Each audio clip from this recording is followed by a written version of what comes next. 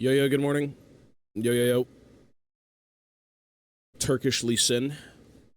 Listen, I don't get paid enough to play Lee Sin, brother. Hell no. Hell no.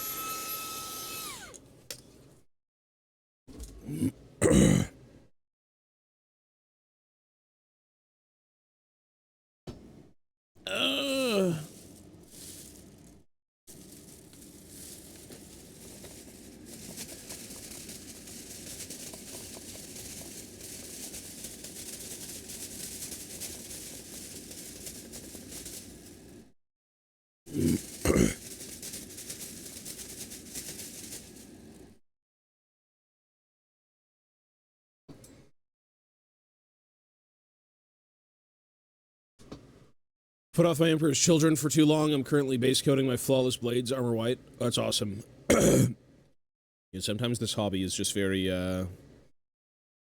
mentally demanding, that you just don't want to do things at times. I don't blame you. But when it's done, it feels good. I gotta say. When you get shit done, that is the point of the hobby. You're supposed to enjoy it, right? So, like, if you're doing it, and you're just like, man, this ain't for me right now, just don't do it then.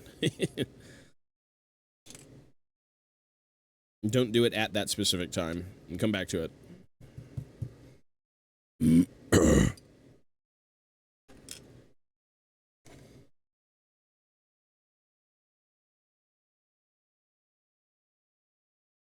There's a lot of things to do in this hobby.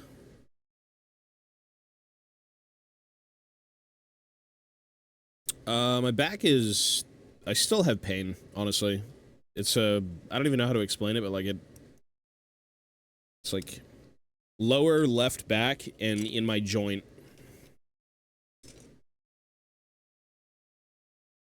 But, yeah. It's good to get hobby stuff done. It's like, we all love this hobby, but sometimes it's very draining.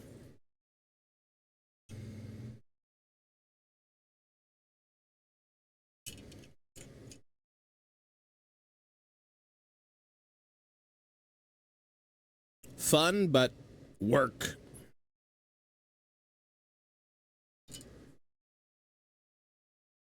When it doesn't go away, it's, yeah, you gotta... Sometimes you have to reevaluate what you're doing a little bit. Again, Warhammer is a very demanding physical hobby. Not, oh my god, we're building a house, but, like... It's a lot of, like, minute things that you have to kind of work out.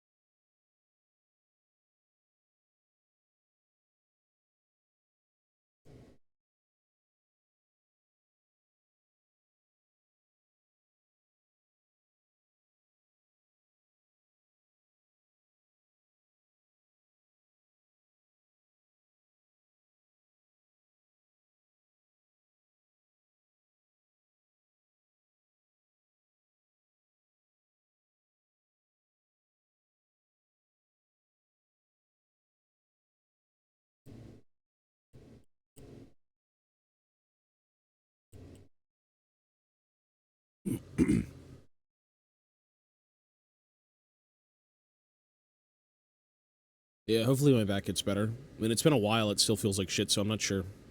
Hopefully, though.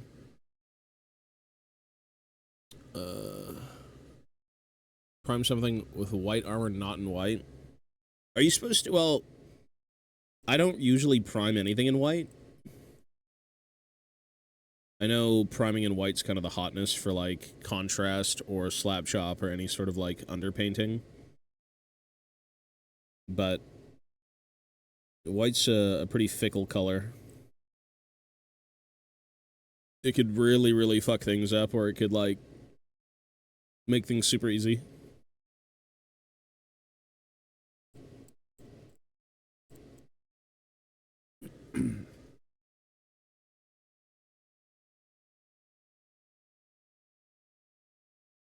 Yep.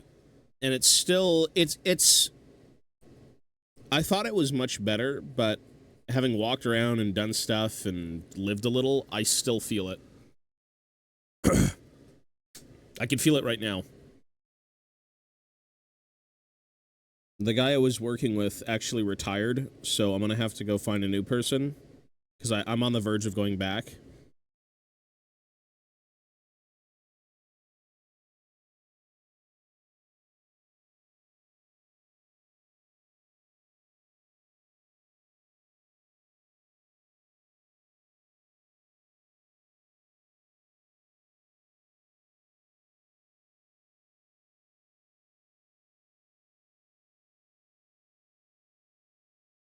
Mad bro, hello sir.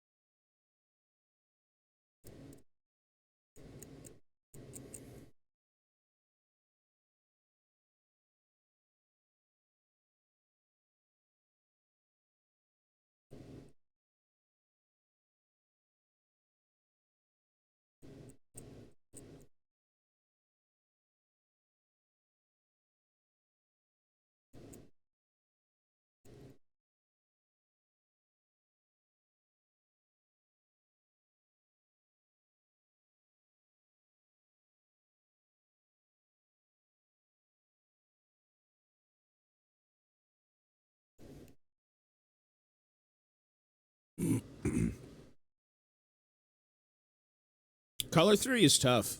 My girlfriend went to school for art. Like, she's good. But, you know, you can paint things and kind of get the gist of it, but yeah, knowing theory and understanding color a little bit better will definitely help you. Sometimes you don't care to know it, and it still comes out amazing, but, you know, eye the beholder. It's all subjective. You don't have to go to school for something that's a hobby.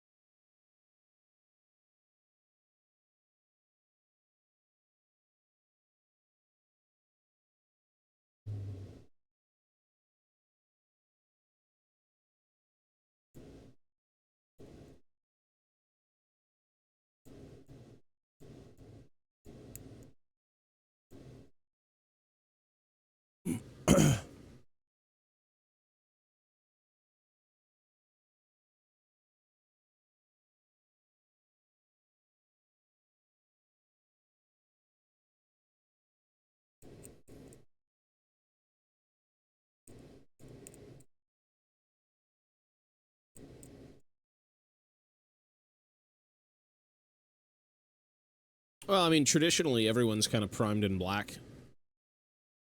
For, like, the longest time, black was, like, the standard prime. Nothing wrong with that. Not to mention, if you miss spots, you're a little bit safer than you would in a white primer. I still prime everything in black. I don't really zenithal. I don't do any of that. It's all subjective.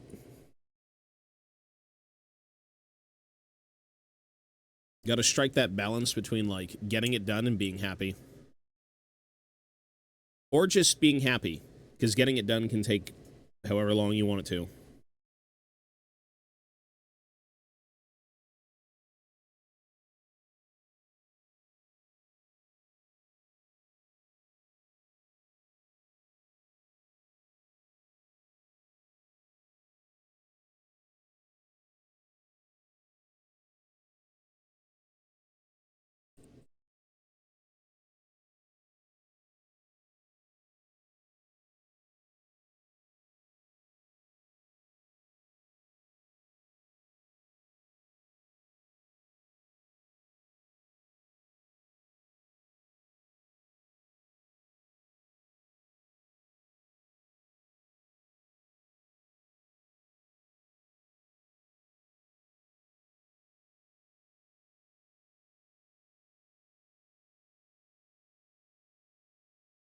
Doesn't help that I'm also colorblind, so gray sometimes freaks me out. Yeah, I wouldn't even imagine what that looks like, to be honest, if you're trying to paint something but you're colorblind.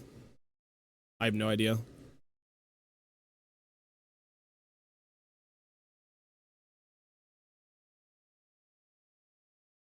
There's a formula for everything, though.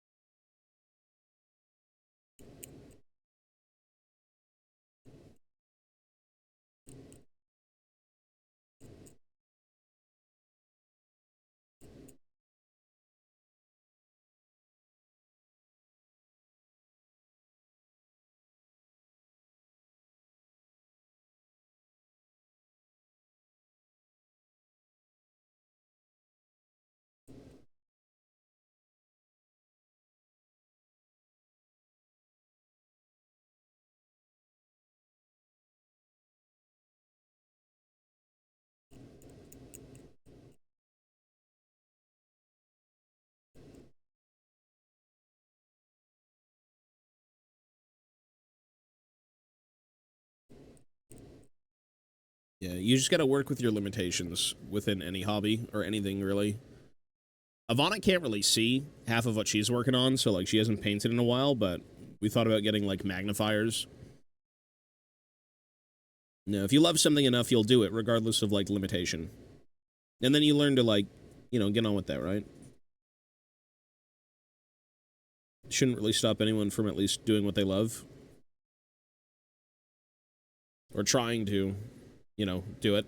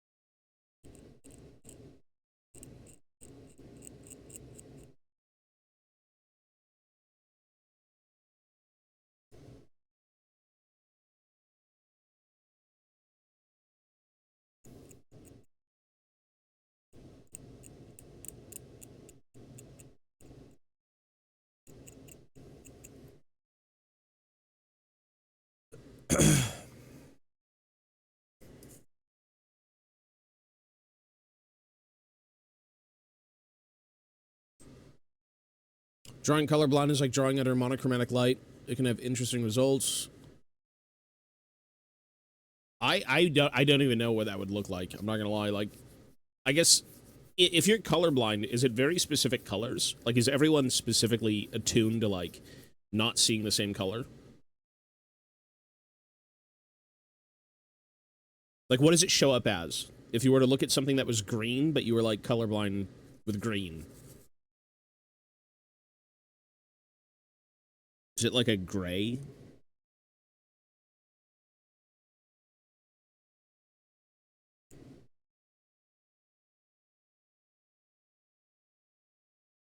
Gambler, hello, sir.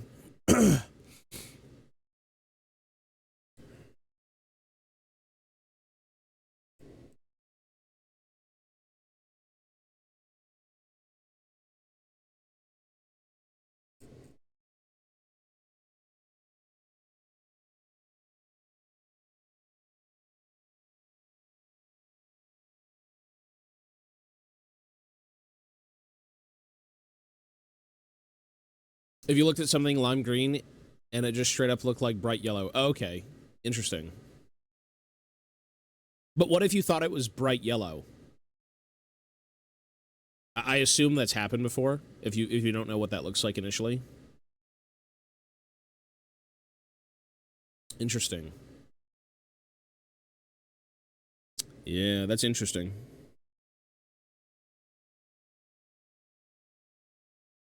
As someone who has, like, never seen what that would look like, that's pretty interesting. Maybe I am colorblind for something. What color is this? What does this look like to you? This is kind of like a limey green.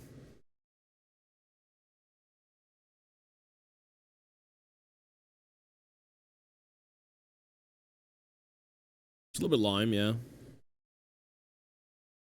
But wouldn't that look yellow?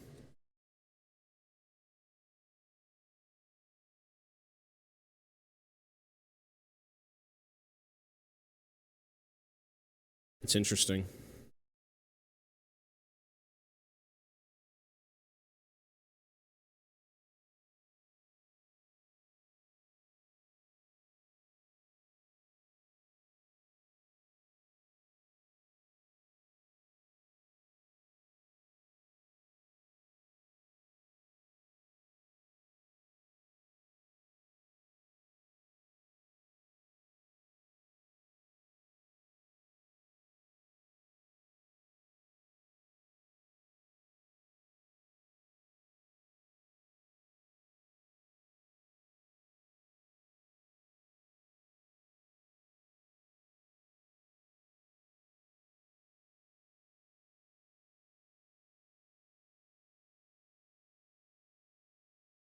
Right, yeah. I guess that's how that works then.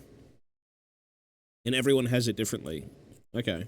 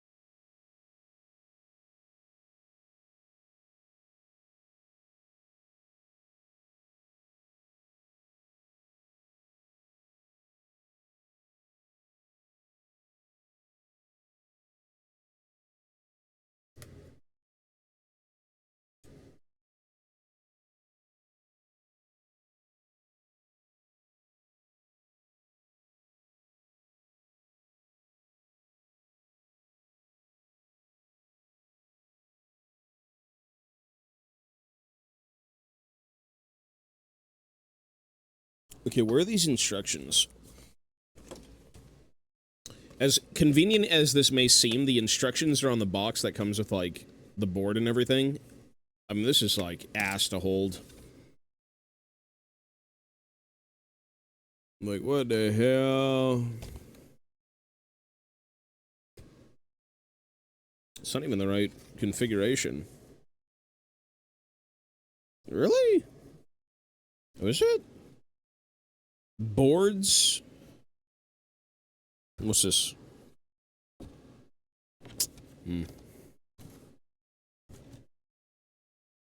Technically, it doesn't matter how you make it, but... Okay.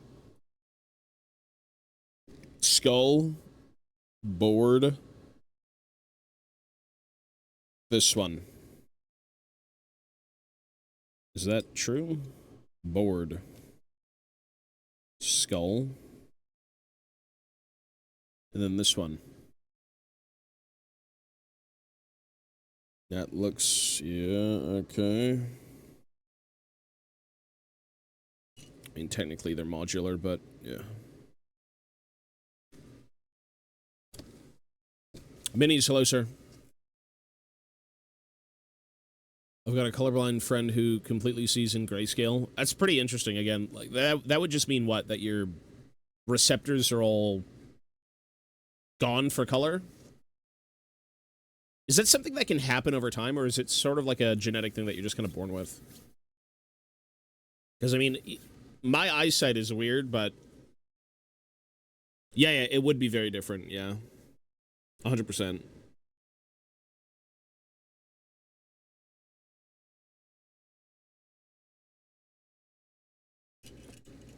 Genetics, yeah. That's interesting. Humans are prone to a million different things. Okay, well, I don't think you want to induce any retina damage, ideally.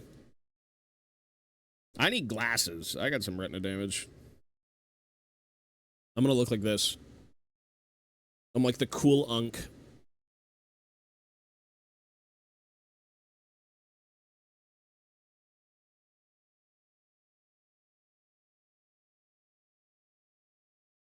Or maybe the uncool unk who thinks he's cool.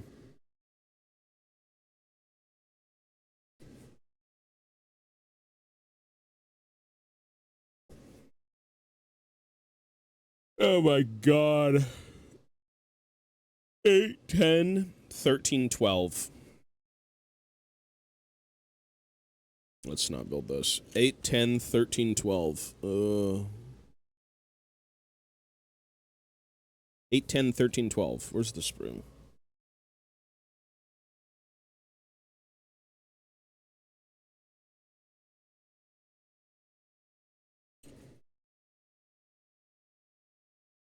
Eight, 10, 13, 12.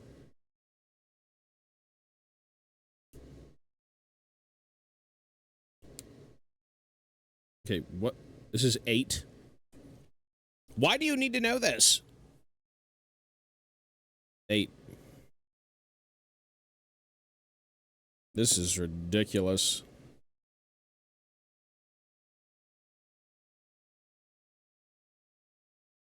The hell?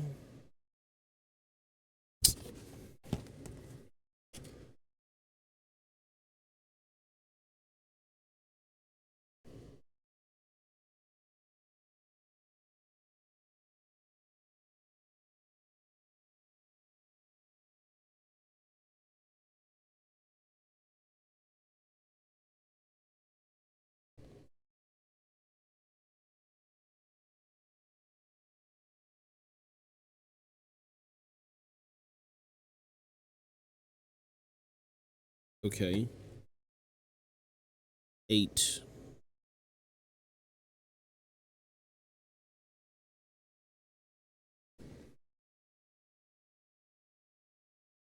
They're not copies, no. They're literally all individually numbered. It's the stupidest thing I've ever seen. Look at this.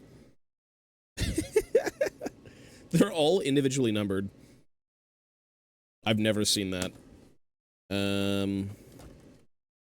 It's current Games Workshop bullshit. It's like, if you don't get it right, you're gonna get, like, assassinated by the instructions. If they were all the same, that'd be super easy, but this is, like, ridiculous. It doesn't even slot in.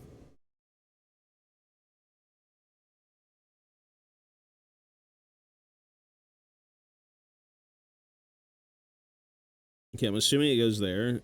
The fit's kind of ass. Well, that fit is super ass.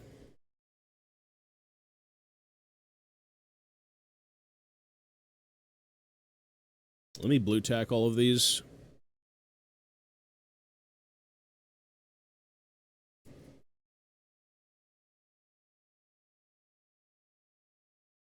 Yeah, these are like super strange. It's supposed to look like that. Weird. Okay, the next one's 10. Good God. Where's 10? Okay, now 10 is all the way over here. What the hell? You're getting your money's worth.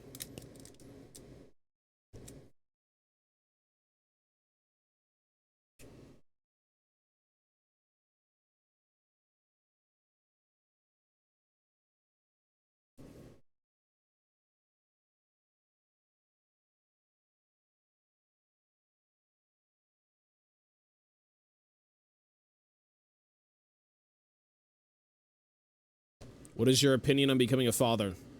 If you're ready for it, and you can make it work, why wouldn't you? Unless you objectively don't want a child. Which, if you've seen children, I don't blame you. Bring a child into this world, or get, like, Warhammer.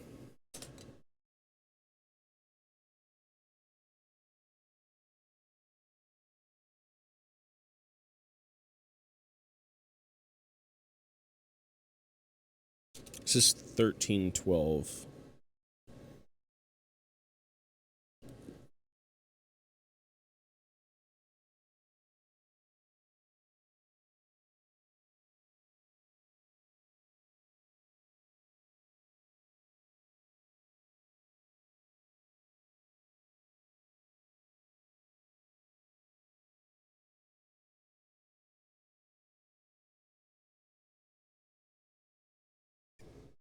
It's, like, entirely up to you if you want a child or not, and your partner.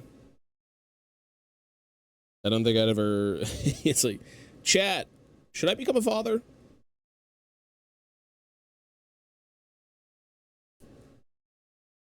Like, God forbid. Okay, I think this is correct, right? What a joke. And 7 and 14. I'm not even going to cut 7 or 14 out. What a nasty kit.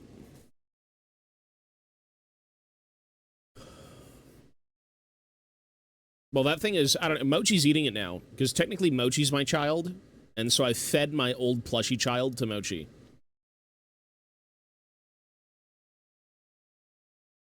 I got my glasses last month. It changes a lot, even if you think you can see normal. Oh, yeah, for sure. For sure. Ivana's got glasses. And she's like, it's mandatory for life.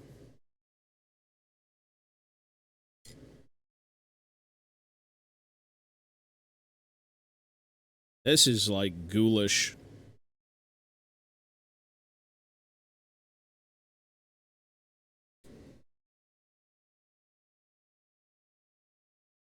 If you got these mixed up, I'm sure they'd still go together just fine, but, like, what the hell? I don't know how you'd, like, distinguish which piece of wood is which. I mean, you could look at the grain, but, like, it's so bad.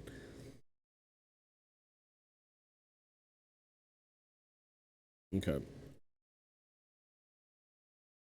There we go. So that should be correct. So now we gotta clean these one by one.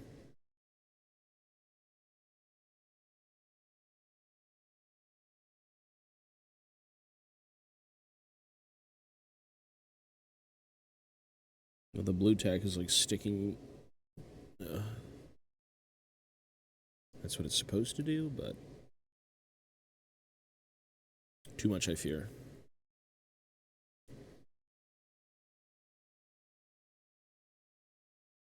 Well, Mochi likes eating things. I mean, he doesn't, like, actually eat them, but, you know, he's a dog.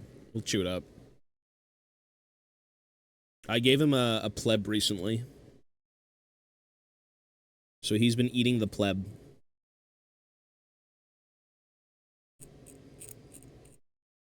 Not like a plushie pleb. Well, not like a pirate pleb plushie, like the makeshift thing, but like a little pleb plushie.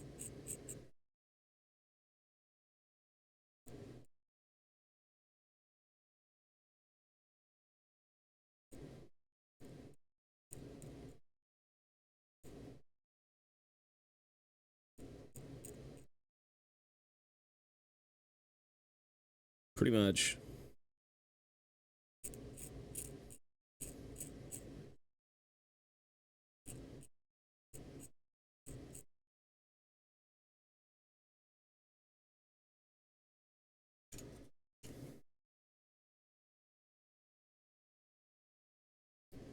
He demands sacrifice.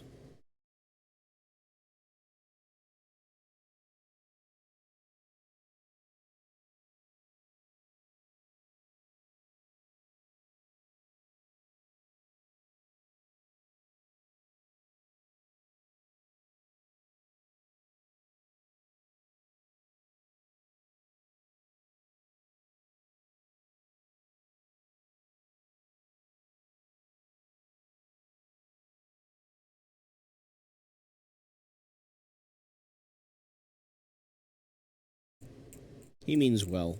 He's going to the groomers soon.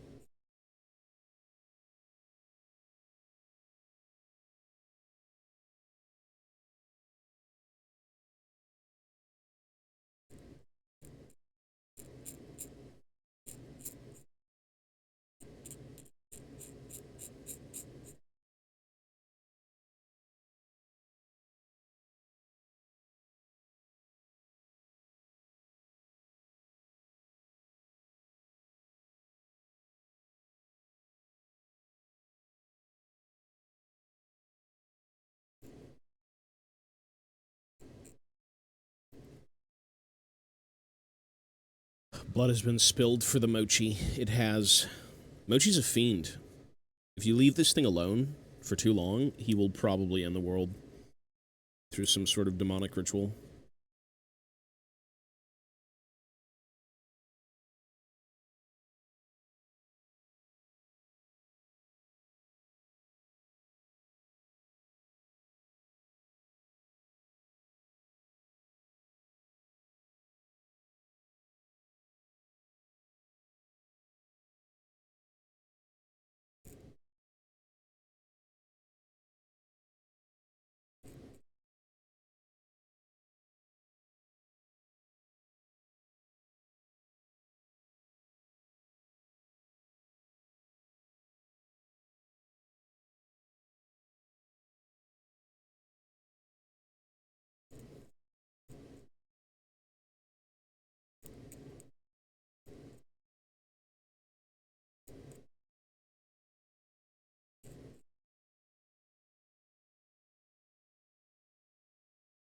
Rambo, hello, sir.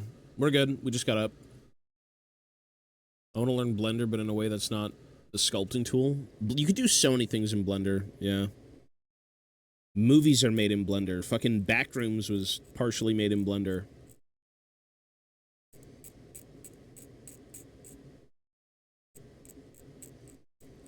I think the ultimate tool to learn if you've got, like, the ability to sit down and think is probably Blender.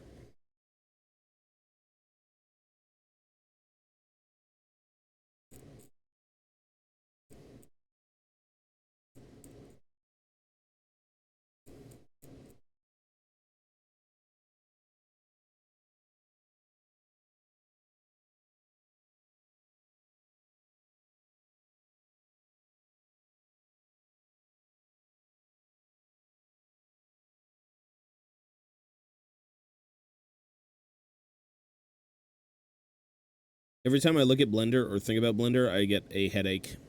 I tried to learn it for a bit, and I'm just, like, I can't do it. My brain sucks. Might try it another time, but it's, quite miserable to try and learn. But it's, like, invaluable. Like, if you can learn, I'll say this: if you can learn Blender, if you, for the sake of Warhammer, if you like Warhammer or miniature gaming and you want to learn a sculpting like program, that opens up infinite possibilities within the hobby. I guess it goes for like anything in terms of learning something so vast. Like, you just have a million more options at your disposal, and whether or not that's a good thing, it sounds good, but for people who are like super obsessive, it may be really, really bad for your mental.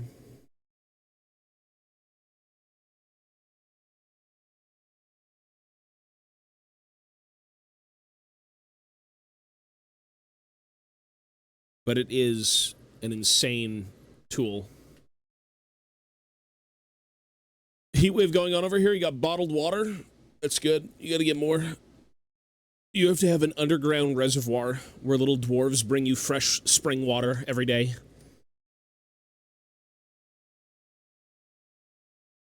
Just make sure they don't unionize.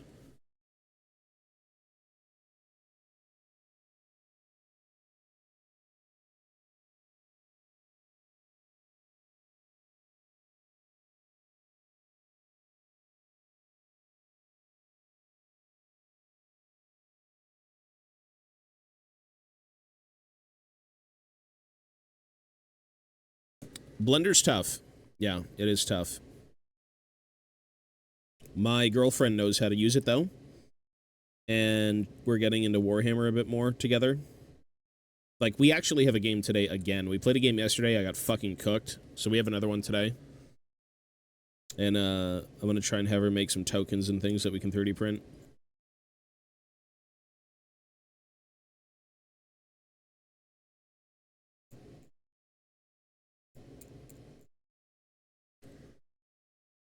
Keep getting cooked. I think it's, you know what? It's not getting first turn, and it's also deployment. I'm not used to Spearhead maps being so fucking small. Like, you have a lot more freedom in a typical game, but Spearhead, you have a chance of getting, like, turn 1 charge by basically most things. And that's exactly what happens. You just get turn 1 charged, you get stuck in your deployment zone, and you can't fight out of it because, like, the Nighthaunt are actually fucking good. At least in the matchup. Yeah, Spearhead's not, like, entirely balanced. That was never the point, but for the sake of picking up and playing it, it's, like, a bit rough at times. Like, I would like to move out of my deployment zone for, like, 5 seconds, please. But I do think it's partially because I'm deploying a little bit too ahead.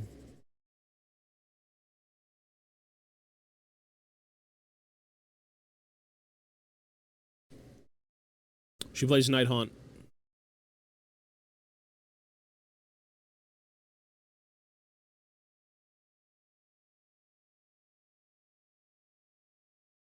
I've played Fire Slayers, and I've played the first Caradron Spearhead. I haven't played the second one with, like, the Grunstock Thunderers and the Gun Hauler with the dirigible suit.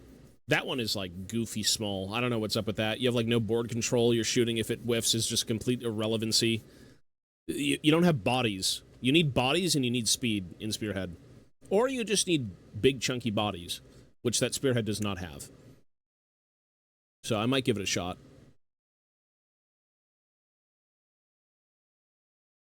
The third age I got up to the Battle of the Helm's Deep. It's 40% through the game. That game is good. Yeah, I remember that one. We were talking about it. That's a good game. I gotta get back into old school gaming. I was feeling a bit nostalgic lately, seeing a few things pop up on my feed about, you know, you'll never be able to relive this, kids of today, with the whole, like, Sony thing.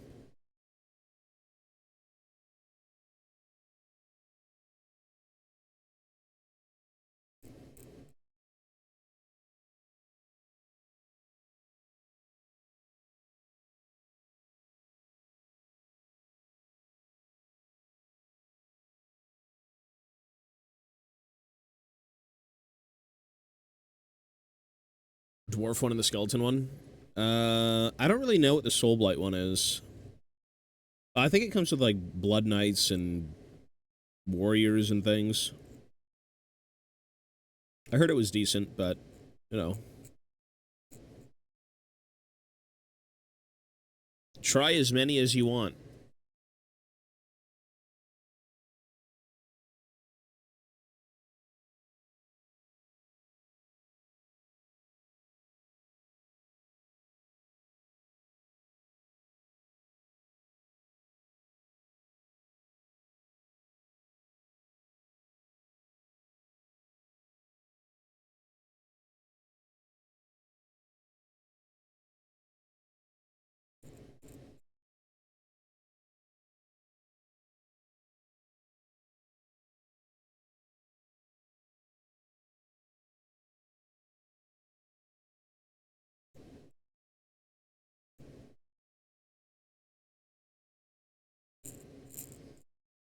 I gotta say, though, Spearhead's such a weird game because you don't have, like, minimum distances for hitting things. Like, there are no ranges on weapons in Melee. So it makes the game very bizarre to play at times, because you're like, how can these guys even attack?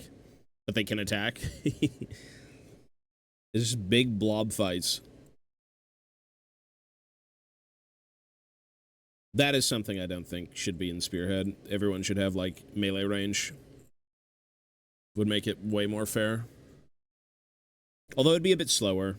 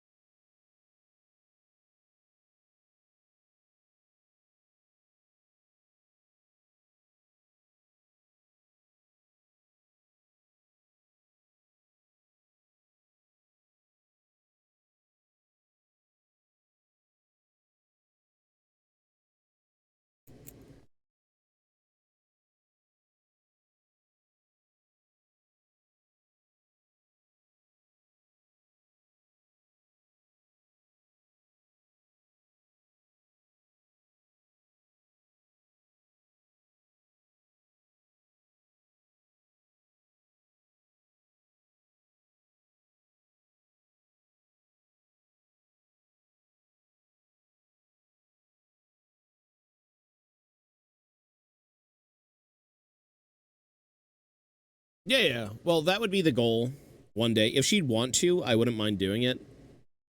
Again, I'm down for whatever. I'm not really opposed to it, but that'd be up to her.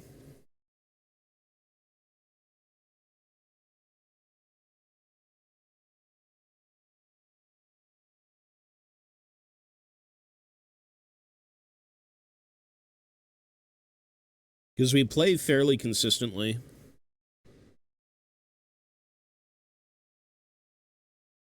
Just a matter of actually, like, you know, turning the camera on, setting up things over there.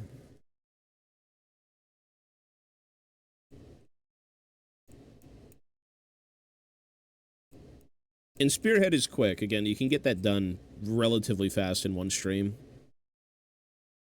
You can still stream 2,000 point games, 1,000 point games, whatever it may be. That's all reasonable, but yeah.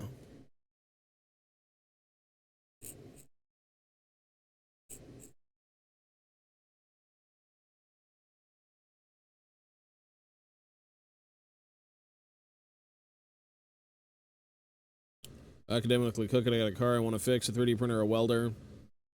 So it's a lot of stuff that you want to do.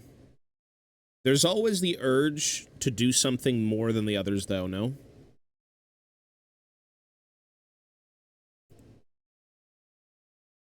For me, my biggest hobby is still probably Warhammer. Because Warhammer also encapsulates reading, building, playing, hobby work.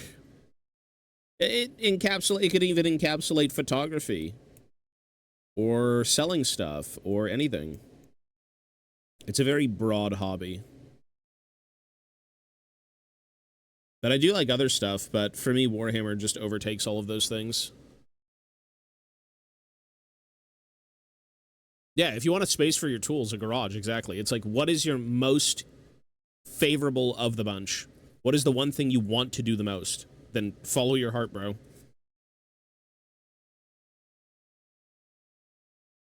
Like, it's completely your choice. You just have to know within reason what you're capable of, right? You might have to start small. If you're able to not start small and you can go all in, great. But, you know, If that's what you really want the most, then do that. No need to guess if you know.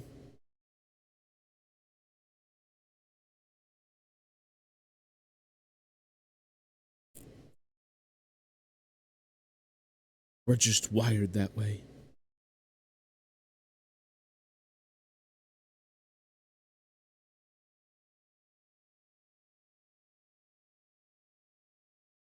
You guys play 40k at all? We're doing Age of Sigma right now. I don't think she's really interested in 40k. I would totally play 40k. I used to. You know, if you try to convince her, like, hey, look, it's Space Elves, she'd be like, ew, it's 40k. I don't blame her. But yeah, she's more of a fantasy. Wait, did I miss?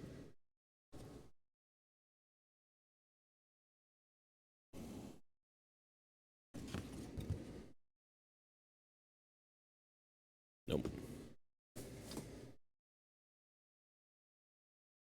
The goal for this channel is to stream every game. Eventually, when I move, if I can find, like, a co-host or something that could maybe join me on streams to play games, like, I want to play everything. Like, I will play 40k, I will play Lord of the Rings, I will play Blood Bowl, I'll play everything. The only thing I probably wouldn't play is, like, Horus Heresy. I have zero interest in the Horus Heresy. If they released, like, something I cared about in that game, maybe, but yeah.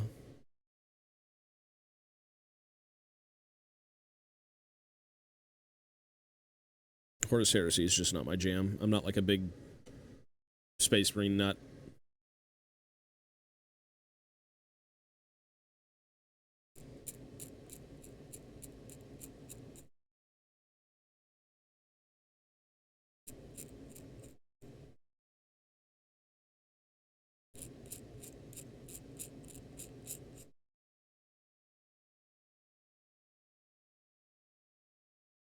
Well, I mean, 40k is basically fantasy in space, but it is so...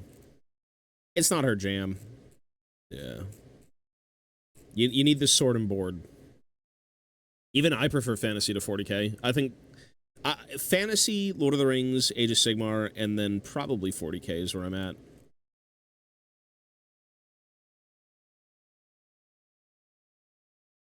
Fantasy, AOS, Lord of the Rings, 40k. Yeah.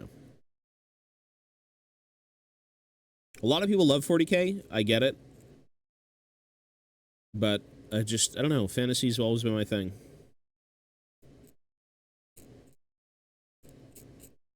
Technically, I started the Warhammer hobby with Lord of the Rings, and then I went to 40k, and then I went to fantasy, but fantasy's been kind of my favorite since then.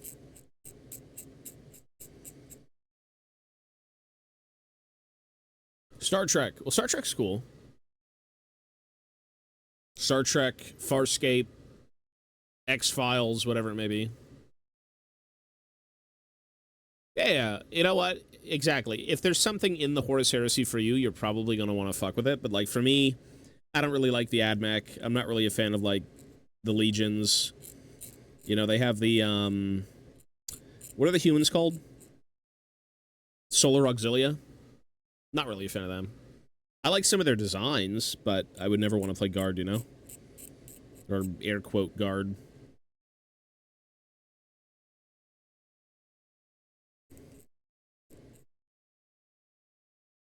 They need Xenos. Shoehorn in some Xenos. Say, look, there was squats, and it's the old squats, the Rogue Trader ones, but, like, we updated their models. I'm like, alright, okay.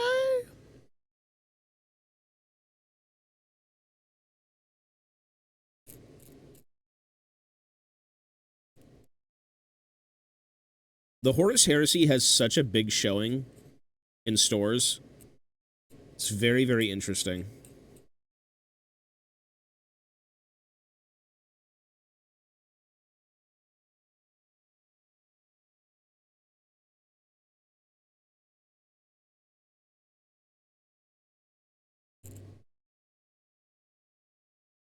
The old world, on the other hand, is, like, dead in the water in stores. Well, not really. Just depends on the store. Yeah, they're not relevant, I know. But, like, you can have an expansion where it's like, okay, in a sector here, oh my god, there was like this thing happening. A lot of Horus Heresy is just narrative, right? It's like you want to play those very specific events that kind of led to like each little catastrophe. Yeah. The Ogrins. Yeah, they had some Ogrins. They look good, though. They used to be from Forge World, now they're plastic. They look really good.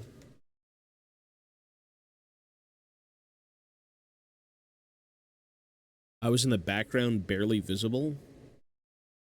What do you mean? Did he upload a Fives video?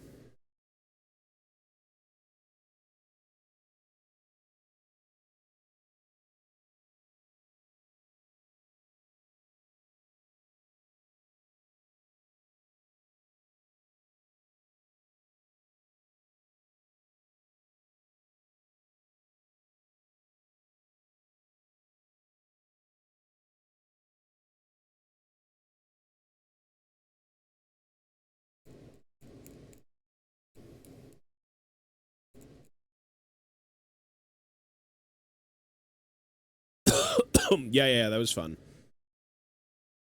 That was a very fun. I couldn't even.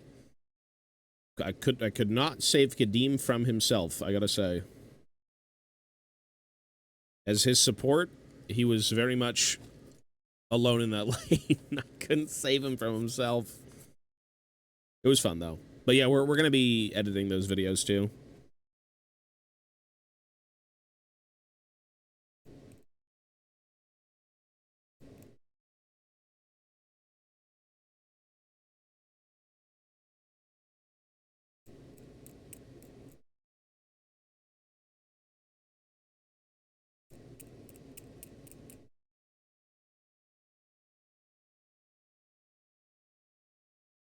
Well, he's no longer part of our gig. He didn't really want to edit anymore, so I don't force that on anyone.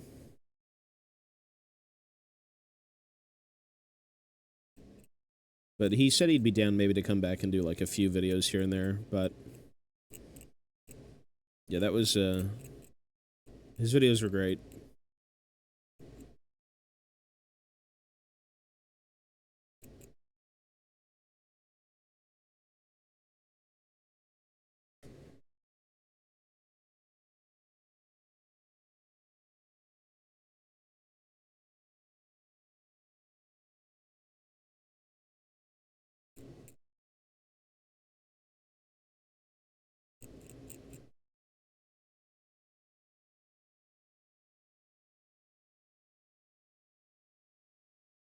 We technically still have to release a video on this channel.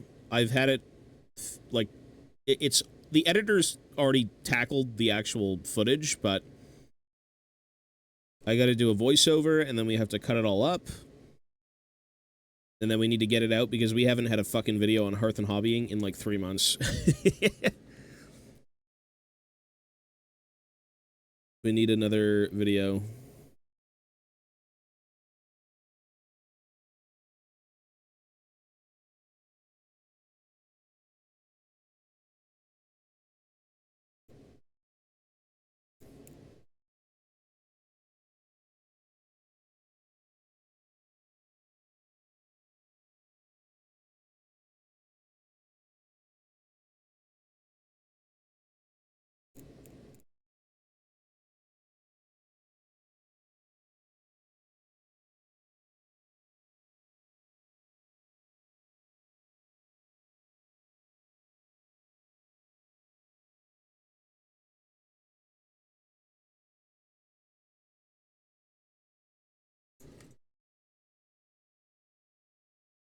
Yeah, for sure. I don't blame you.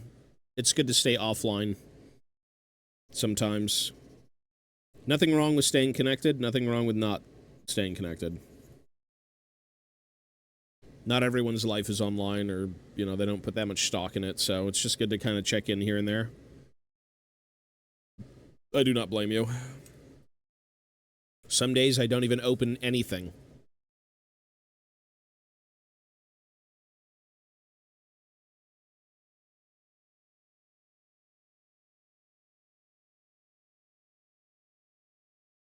everything within reason.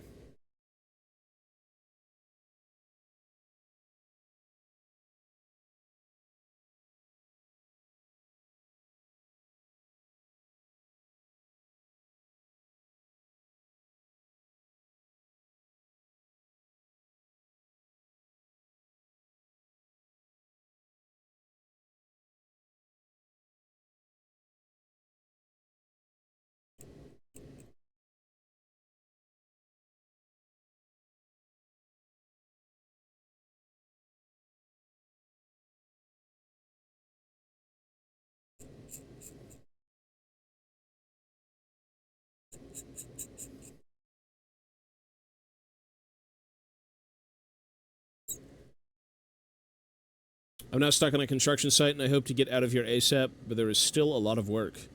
Dude, look at... I'm building stuff, too, look. Ooh. We're both hard at work here. Construction workers. Now, I mean... Well, you know what? You're taking a break, I assume.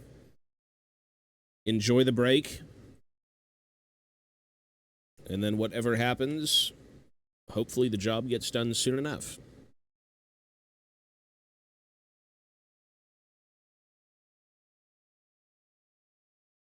I think at one point I actually wanted to be a construction worker.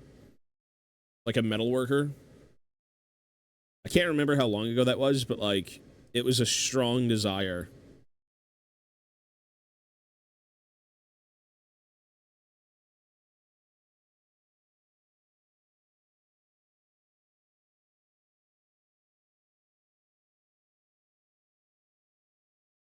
It could.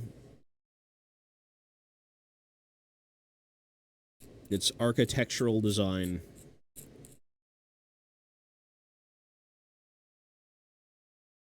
Some people who do scale modeling will do it exactly how it's done in real life. It's pretty fucking crazy.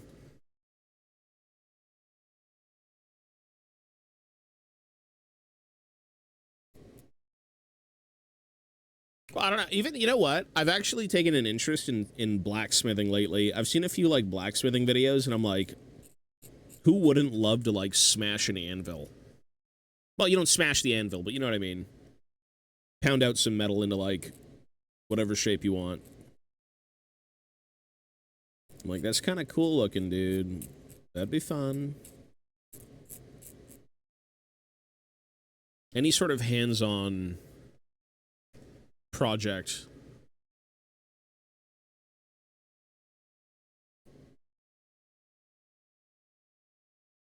Yeah, you actually do that stuff. That's cool.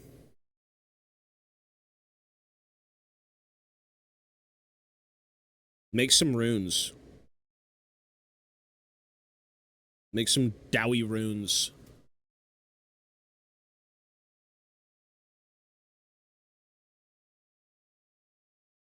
You know what? I feel like, not like the older generations did more, but like, there's a lot of handymen from back in the day. Everything had to be done by hand.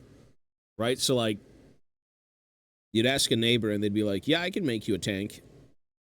Like, when do you need it? It's like, tomorrow. It's like, all right, it's already done. Here you go.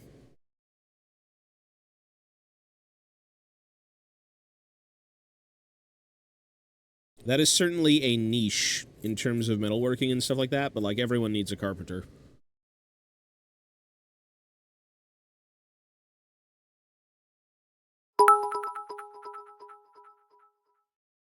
Good day, Captain. Memorio, buddy. Today's what, Thursday? We're almost at the weekend. Scale modeling, yeah, you're technically just doing it at full scale, I suppose, but it needs to be much more structurally appropriate. Like, if you're doing scale modeling...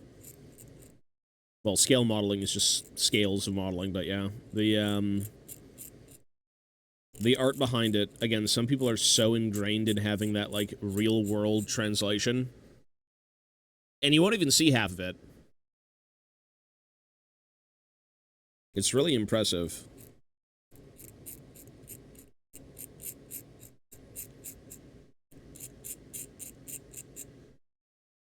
It's very, very impressive.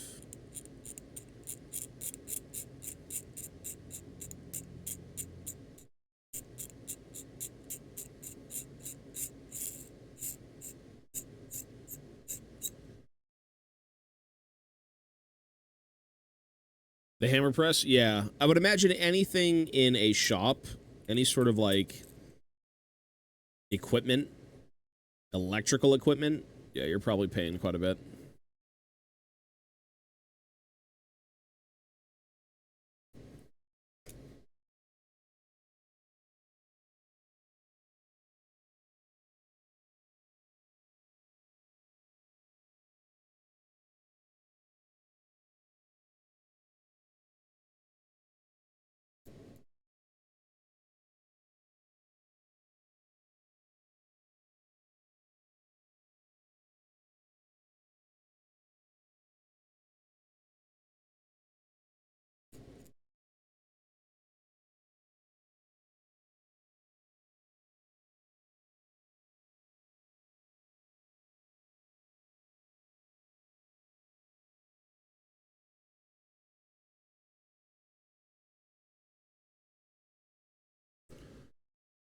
Oh,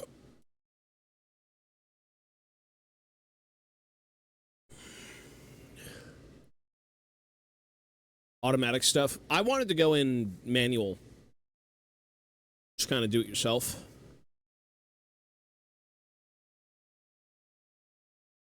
I think I've seen that guy's channel, yeah. I think he even built Gotrek's axe. I think he's built, like, Guts' weapon and all that stuff. I don't know the name of his weapon, but... he makes, like, oversized fantasy work. I think it's that guy, right? Or... not oversized, sorry, life size. And in some cases, they're just massive. I think that's what that is, right? Yeah. This stuff is sick.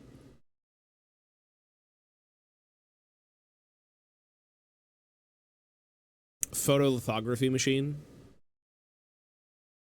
Jesus, I don't even know what the hell that is. I have no idea. See, we all have these ideas in our head. We're like, I want to do this. I want to do that. I want to try this. But until it comes to fruition, you'll never know. Some things you can make happen. Others are like, all right, push that away for a bit. But if you get to a point where you can actually try it, that could be cool. Everything started as a dream anyways, right? A thought in our heads.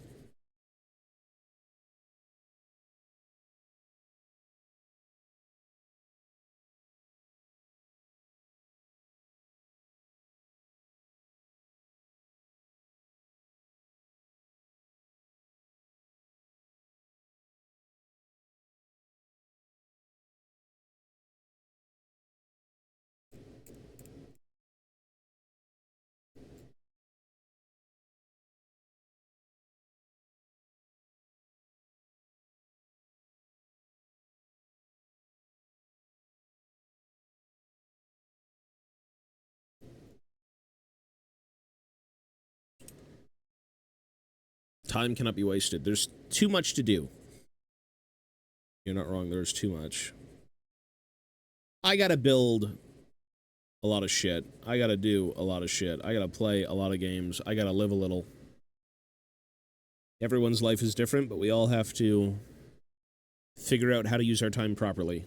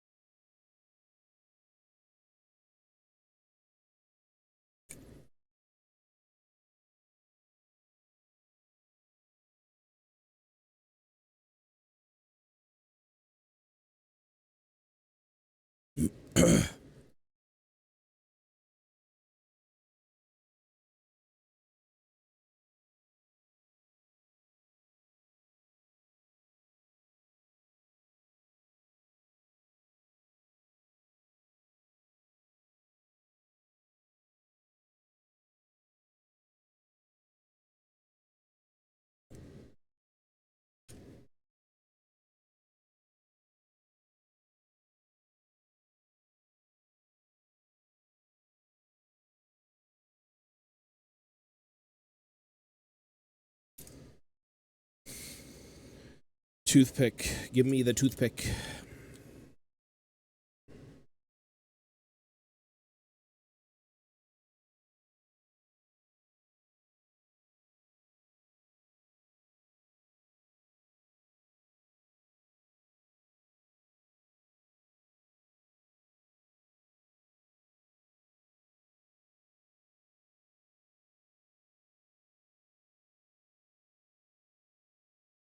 A good sniff. I actually bought another air purifier.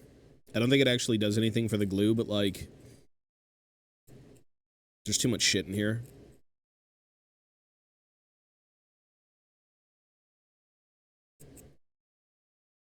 So I've got an air purifier on my desk right now. Maybe you can see it.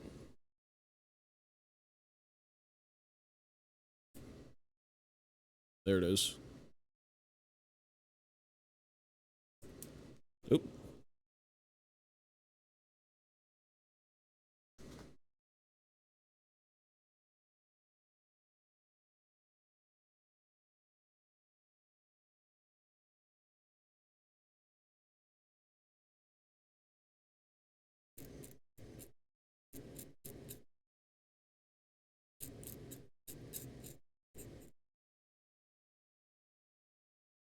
Finish moving and go to sleep. Go sweep the floor. Ready for the subcontractor. No, you're good, bro. Hey, take it easy, man. We will be around, sir. Have a good night. And, take care, man. Or good morning, wherever you're from.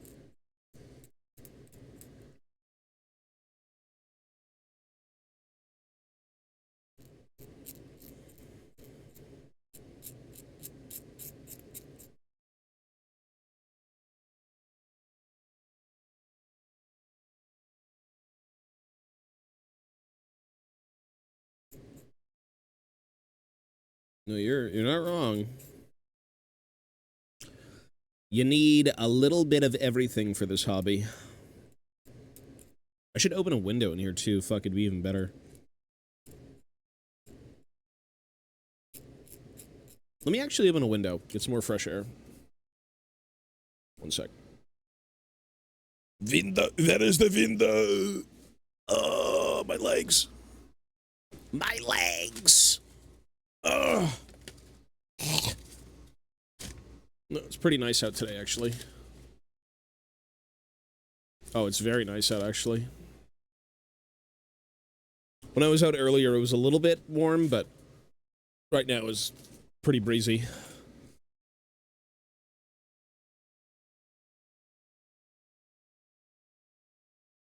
It's not so bad, no. It's pretty cool here. It's 26 today.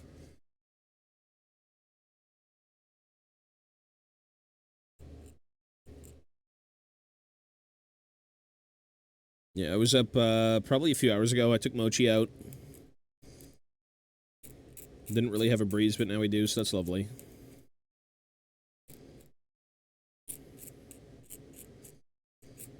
Shut up, you dickhead, now fuck off! Yo, my captain. Chungo, thank you, sir, for the 3 months. Thanks, buddy. They can. It depends on the day, I guess, but we've been running the AC pretty much 24/7. Today might be the day where we actually don't.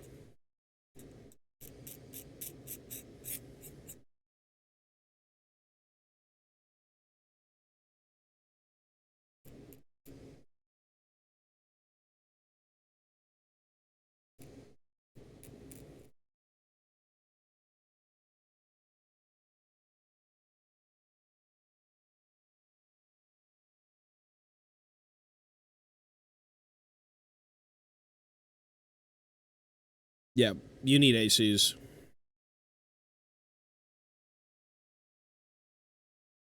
Will you ever come to Spain one day? You know what's interesting? There's a lot of dwarf fans in Spain. They call them, what, enanos? Or nanes? I think it's enanos. I can maybe come to Spain with the dwarf fans.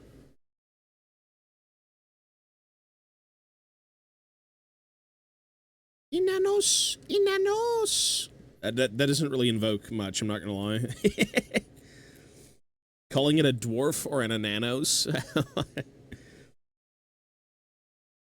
It's funny. Sounds like a little kid's cartoon. I play enanos. Alright. Like, I know it means dwarf, but yeah. Funny.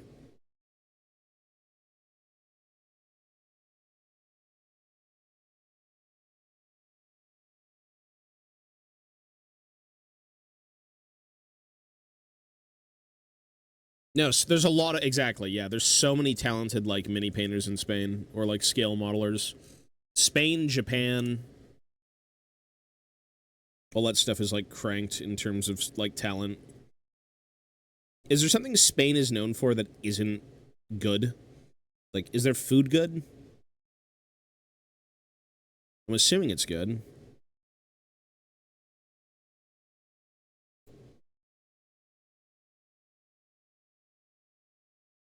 Take a photo with you. Well, maybe. You never know, man. I think everyone at some point wants to travel the world, so I could end up in Spain one day.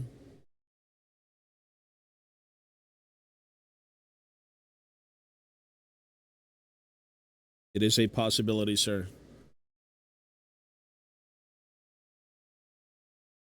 That guy is really good, yeah. He does the OSL stuff.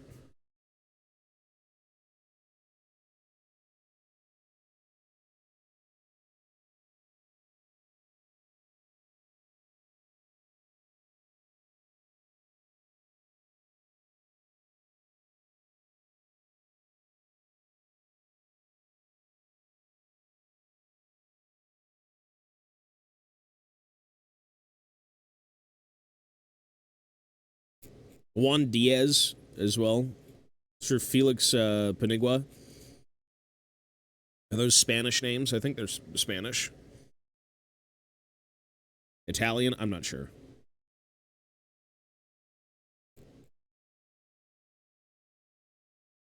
Pretty sure the guy who sculpted the old Forge World dwarf stuff and more was Spanish.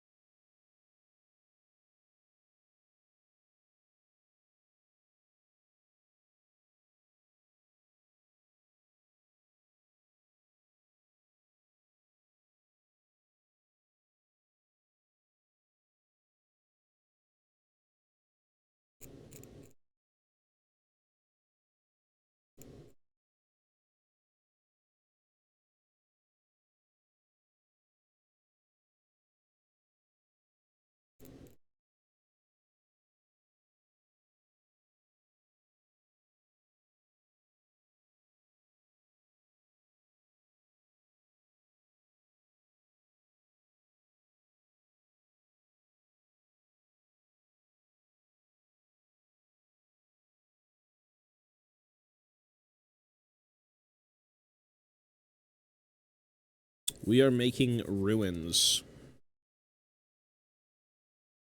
So this is the first level of ruins.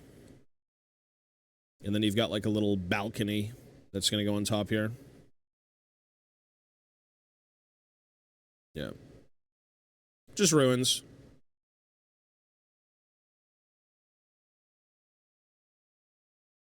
No, this is like GW official. Part of the spearhead boxes.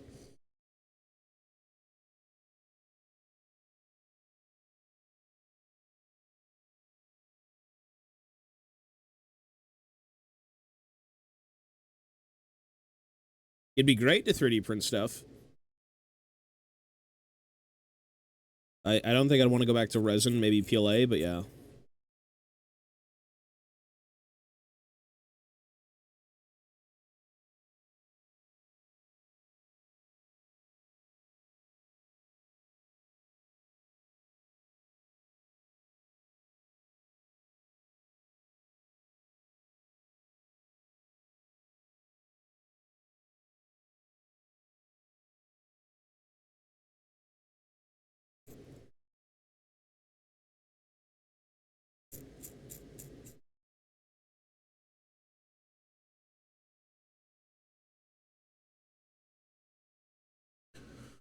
Oh, tongue punch. Hello, sir.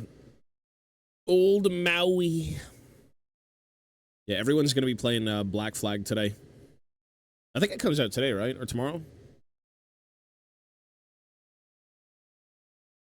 I remember it being a good game. It was very fun when I was playing it, but I can't remember a lot of it.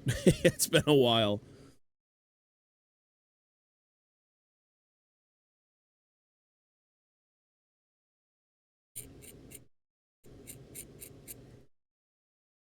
Am I cool? I'm the cool unk. I'm 30 years old now. At the ripe age of 30, I'm allowed to look like this. I'm like cool unkified old man Tobias.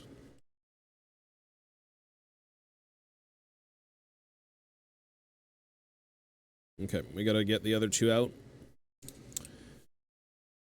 Oh man.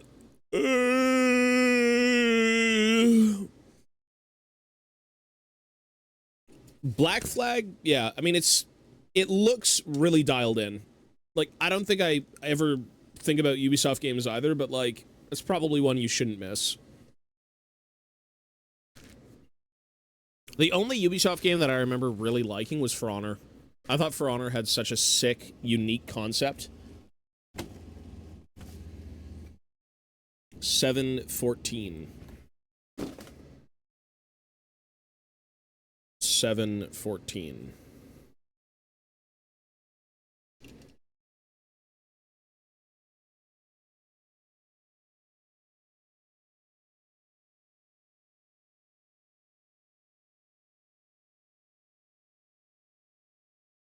What the hell? Where the hell's the number? 7.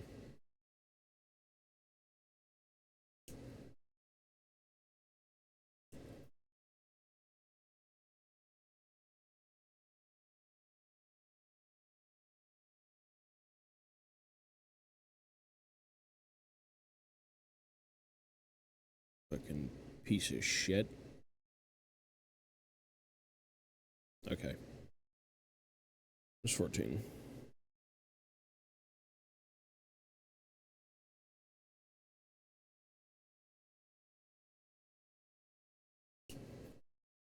As much as I don't like the price of Games Workshop's clippers, I actually think they're still my favorite. It's such a weird thing to say, because, like, Tamiya and all these other brands have such amazing clippers, but, like, the GW clippers are the biggest in your hands, and they feel the most comfortable. Like, a lot of the Tamiya stuff, all the stuff that comes from Japan is just slightly smaller, and so it comes off as, like, uncomfortable. Where is it? Where's a standard pair of, like, Tamiya clippers?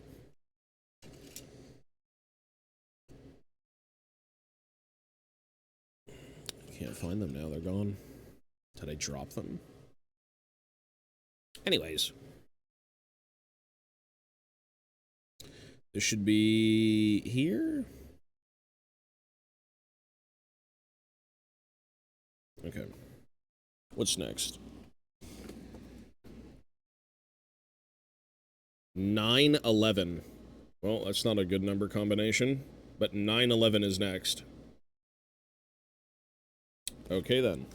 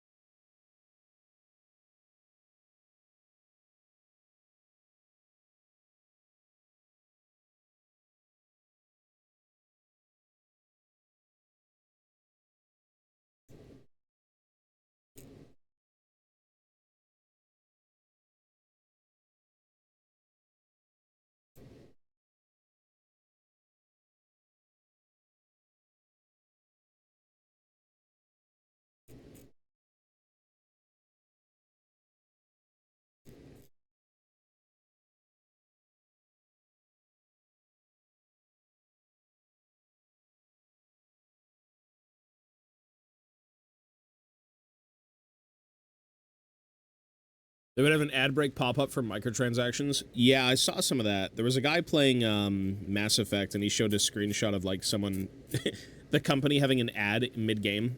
It was in the top right corner of the game. Like, what the fuck? That's like worse than Twitch.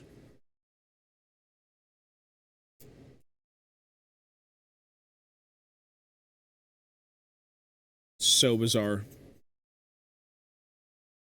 I don't think it was so abrupt, but like the fact that you have a fucking ad playing when I'm playing a video game is insane.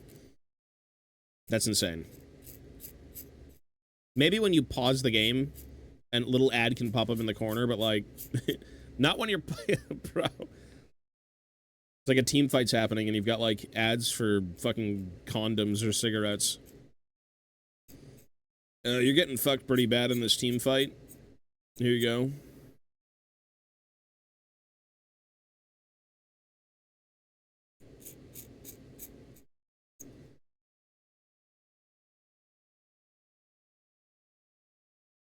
It is shameless. I mean, you get ads in Prime videos these days. Like, if you're watching a Prime movie, you'll have ad breaks. And you have ad breaks before the movie even starts, too. It's ridiculous.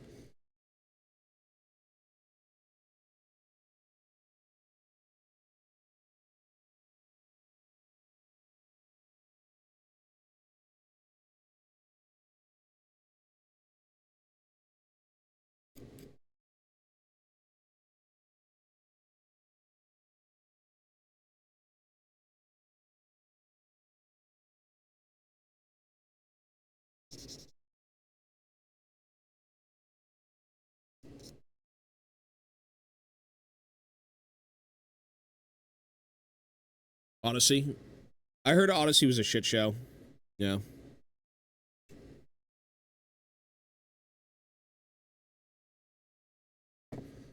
I think the last time I played Assassin's Creed maybe was Black Flag. Not gonna lie. Played the first few when they came out. Assassin's Creed was like super cool when it first came out. It's like Assassin Grand Theft Auto.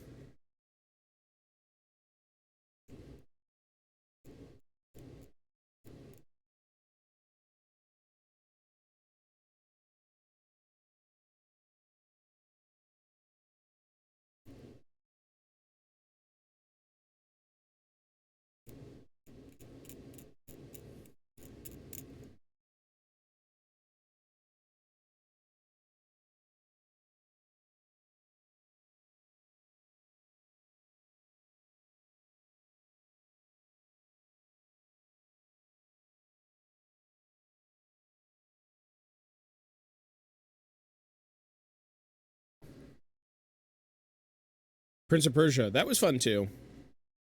Yeah. I remember those games on PlayStation.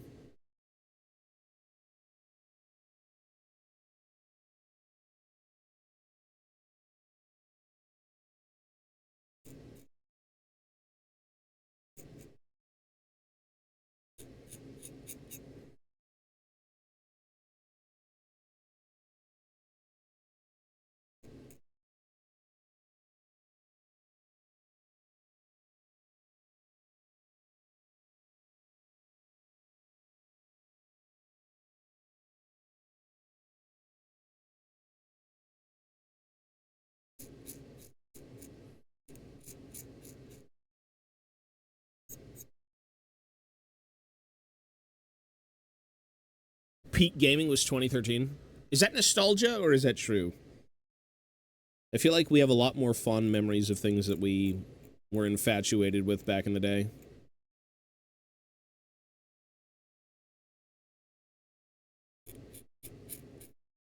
Because, I mean, Red Dead Redemption did not come out in 2013.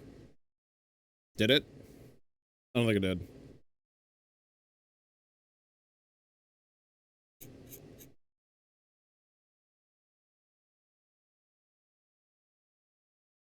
If it did, I don't know what to say. Pre-2013, you said.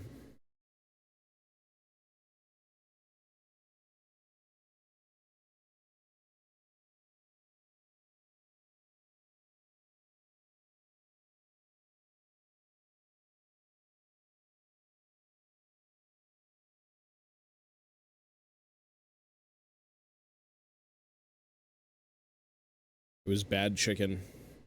Bad chicken, brother. Look at all this bad chicken.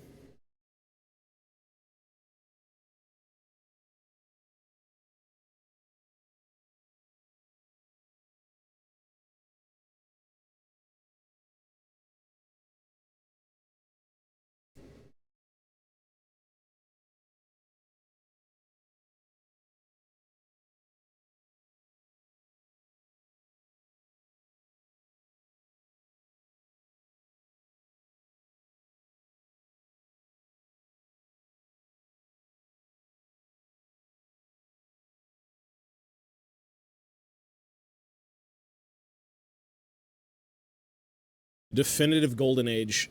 Pre-2013. Major Tom, yeah, buddy. Loot cases and battle passes. I don't think I ever purchased any loot cases. I know people who have, like, addiction issues would probably do that, but I don't think I've ever purchased loot cases. Or, like, loot boxes. Well, okay, maybe. I mean, I've bought, like, League cases, but not, like, to the extent of someone who plays, like, CSGO. Or, like, Counter-Strike. Like, those guys are fiends. The Counter-Strike folks are, like, demons.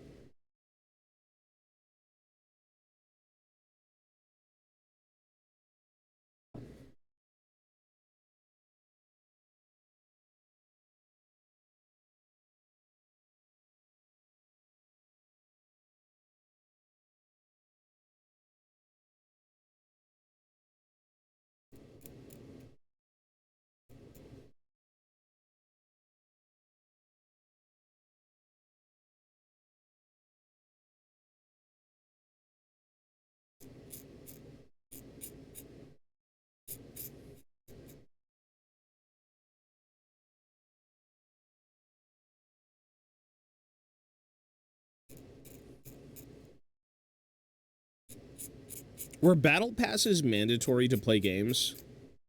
Because they included DLC at some point, I think. I can't remember. I know I've bought a few back in the day during, like, the 360 era, but...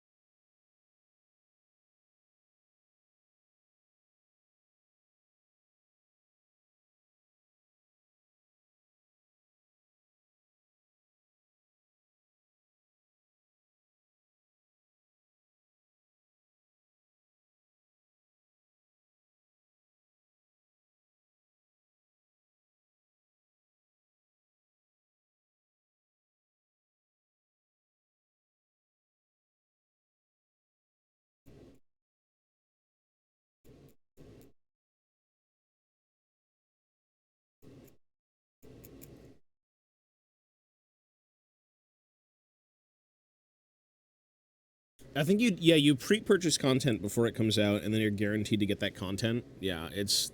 I mean, I guess. I know battle passes are still a thing. We have them in League and whatnot, but, yeah. I mean, if they released a Bilgewater battle pass, I'd probably buy it. It's very up my alley. So I don't blame people for buying things that they enjoy, but, like, sometimes it could just be a bit too much. So in a way, I'm a little bit hypocritical, but if it's something I love to death, it's like, why not? If it will bring me joy for the amount of money I've spent, I guess that's somewhat justifiable, but depends on how much money.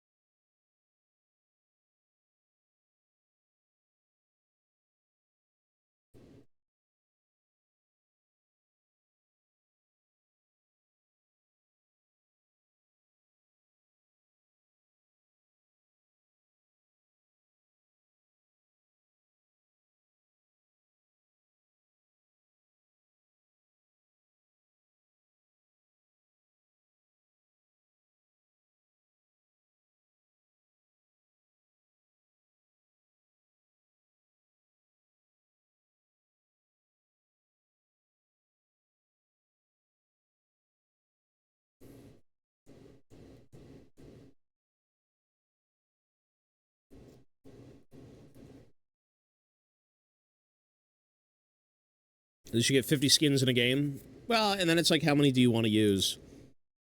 I know the equivalent of, like, skins in League is a weapon skin in CSGO and stuff, but that has always felt so much less interesting.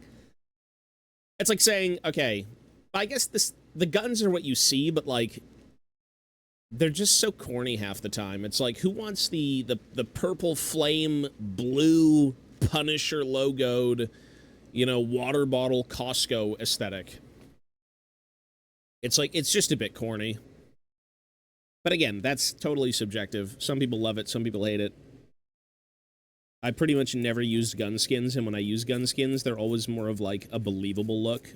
I think that just looks way cooler than something that's, like, hammed up.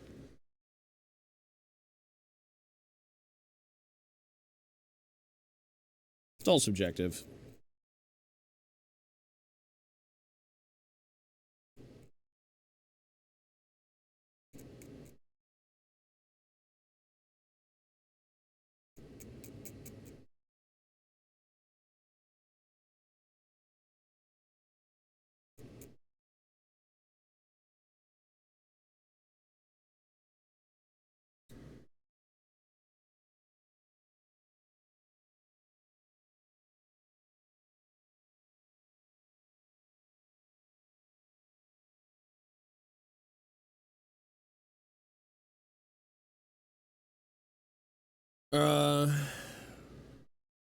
Well, yeah, old skins. I mean, technically, every skin will add value to an account.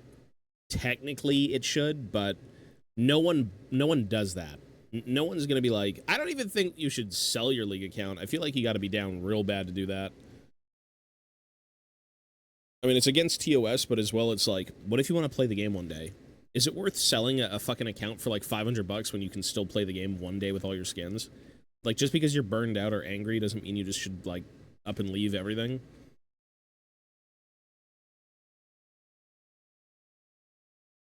Okay, we need 2 more. What are the... Oh, 9/11.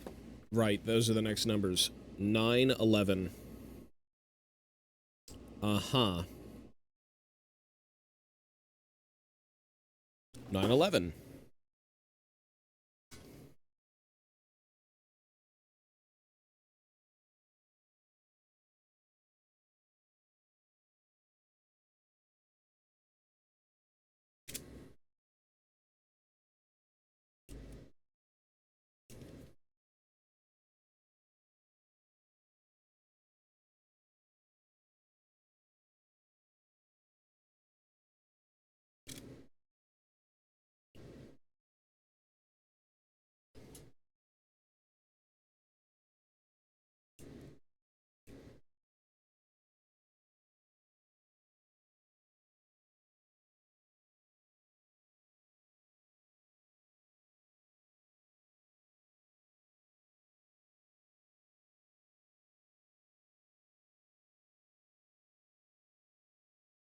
There we go. All right, cool.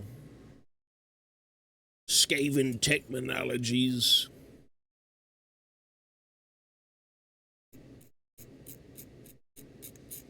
I have so much terrain to build.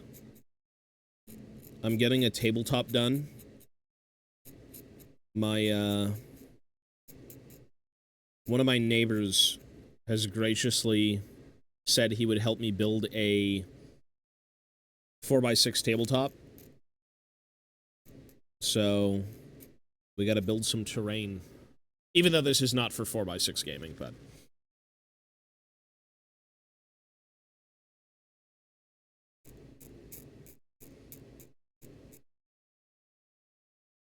So much terrain, so many things to do. Hobbies within hobbies.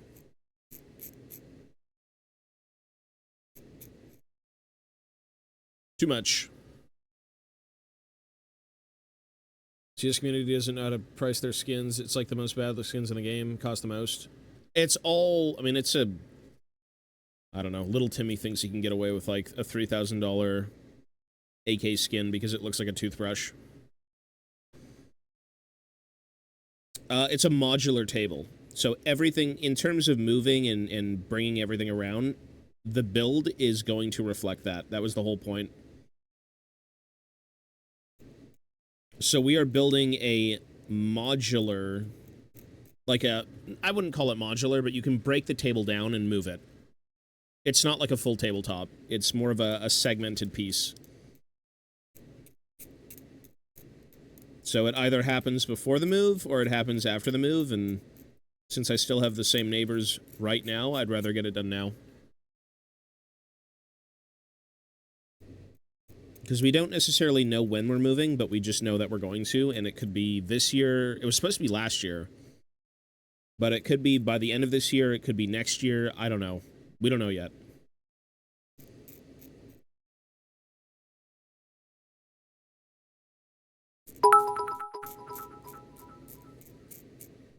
I have a dilemma. I am learning jazz bass guitar.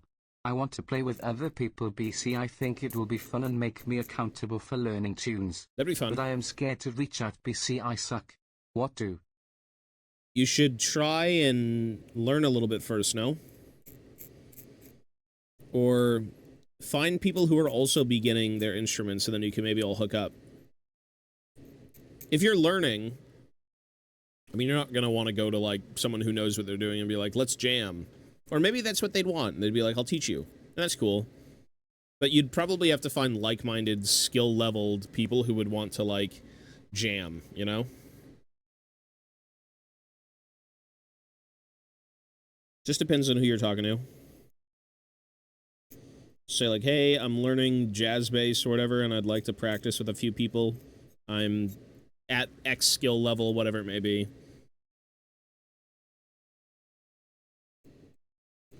Just gotta be honest with yourself, right? Because you're not gonna walk up and be like, man, I've been playing this bass guitar for 25 years, I know everything. It's like, music is hard. And everyone's at a different level when it comes to playing.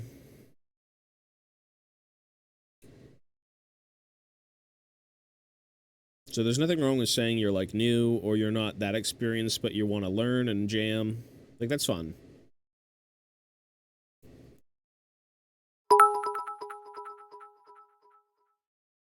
I am the only one in the entire city who sucks this much. Kappa. Everyone else is a pro player who can play. Jerry was a race car driver at triple speed with one hand. True. Well, you know what? If you're gonna play bass, you should know how to play a Primus song, to be fair.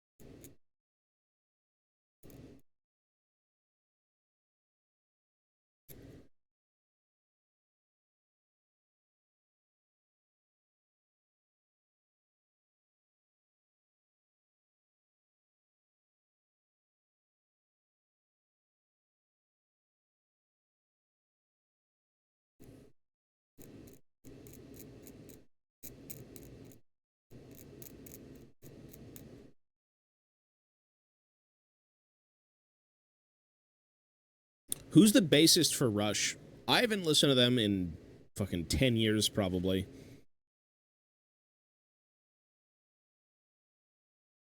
I do like Rush, though. They never really crossed my mind. Geddy Lee. Oh, is he the lead singer as well? A lot of bass players do sing.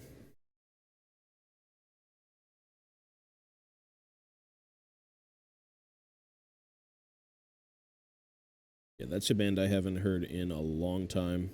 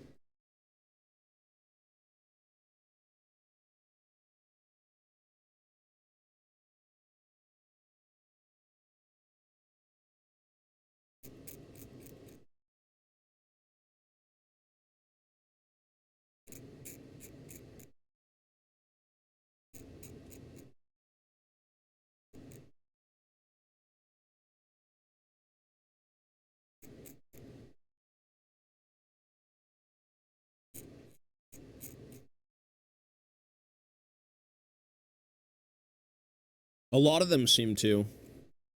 Lemmy sang. I guess when you play bass, you don't really do too much, to be honest, though. Unless you actually want to, like... There are bands with bassists who actually do a little bit more, but, you know... Sometimes you just kind of, like, get washed away. It's your job. Bass is great, though. It's certainly my favorite instrument. That or drums.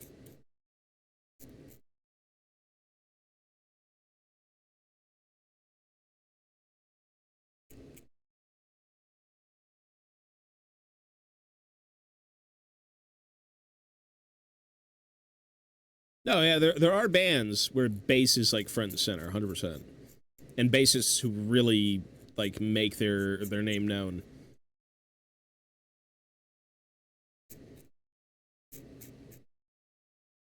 But sometimes you just don't want that. Sometimes you're not that type of bassist or band. Like, man, his bass work was great. It's like, what bass work? I didn't hear it. Oh, it's there. Don't worry. I played on this album.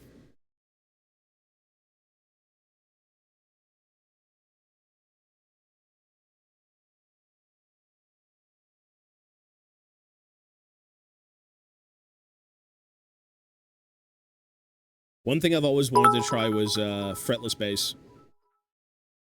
You can get away with just playing root and fifth on every chord, yes.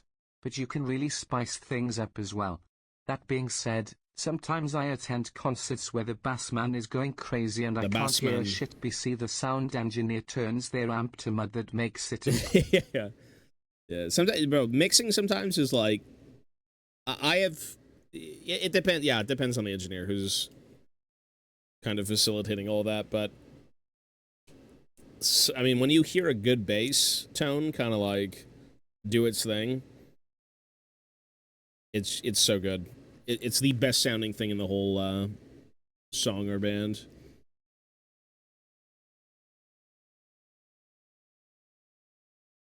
There was a band that I used to listen to. They had a fretless bass player. Super, like, slick tone. Let me try and find it.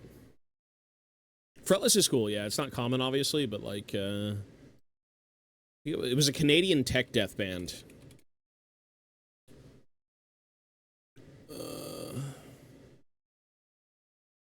Okay, they still have music. Where is it? There you go. Omnipresent Perception.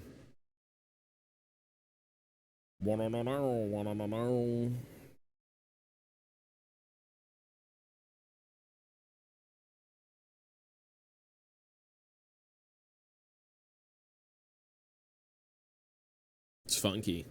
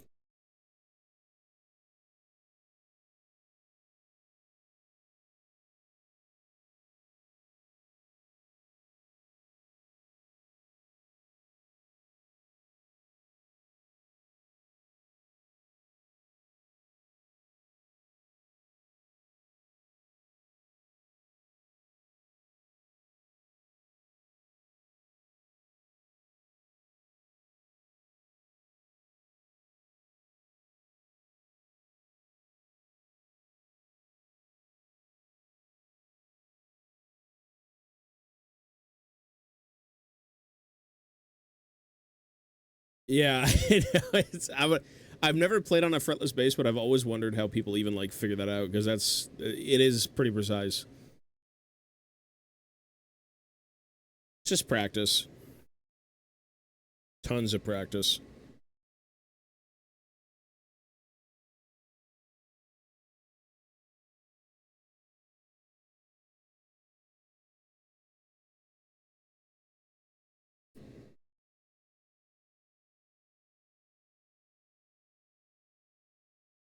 It's like, what notes am I playing? I don't know. It just sounds good.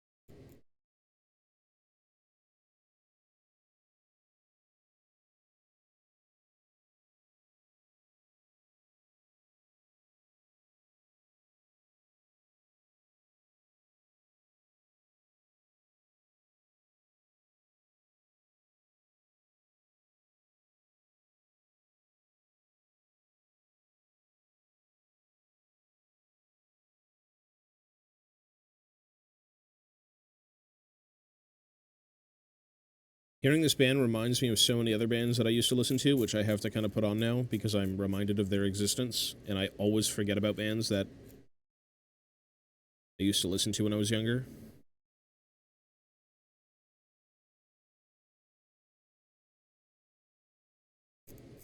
Weird how that works.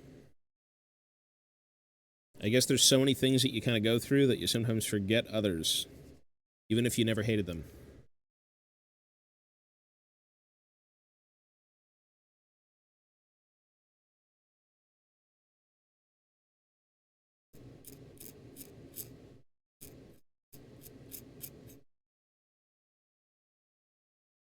Bum ba bum bum bum bum ba.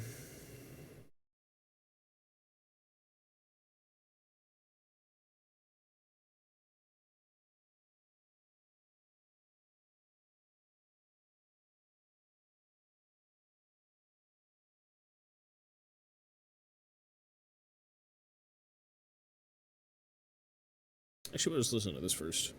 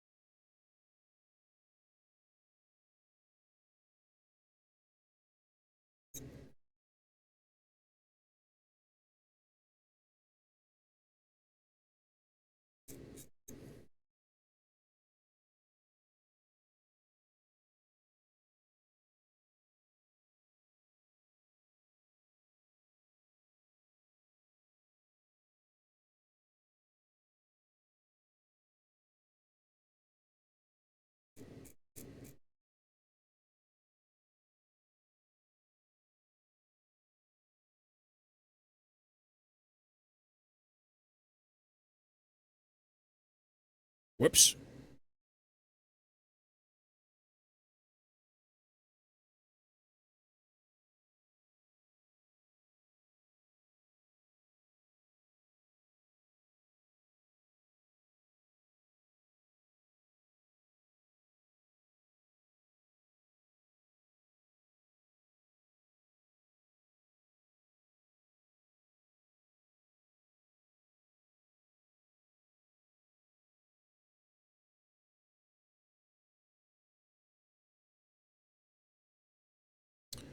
All right, what's next? Oh, my fucking legs.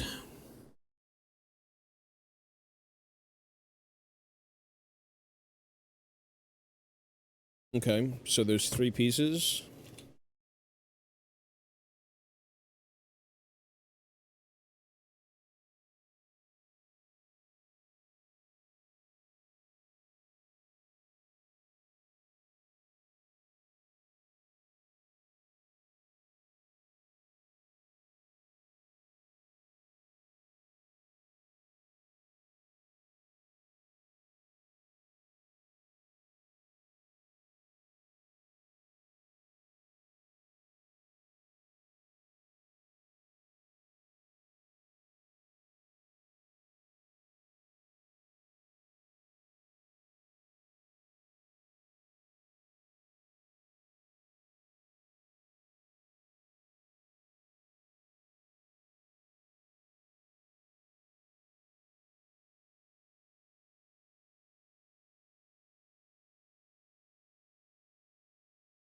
Wish I had a bigger desk. This desk fucking sucks. This is such a small desk. There's like no room for anything. I'm confined to the edge of it.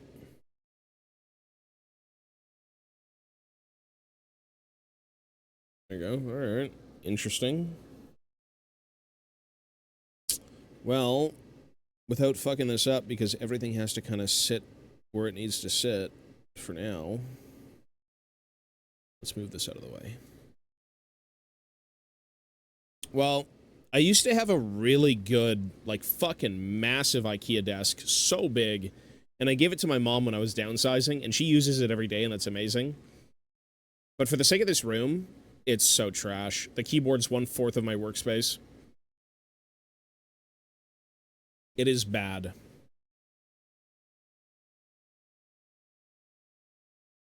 Super doo-doos! It's so doo-doo.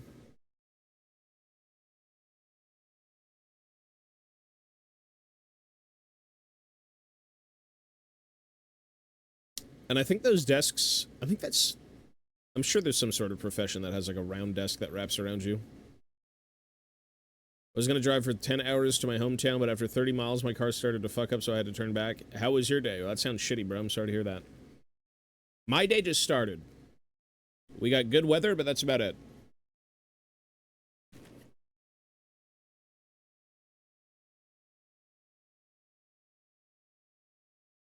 Which I guess ain't so bad, because can't go wrong with good weather.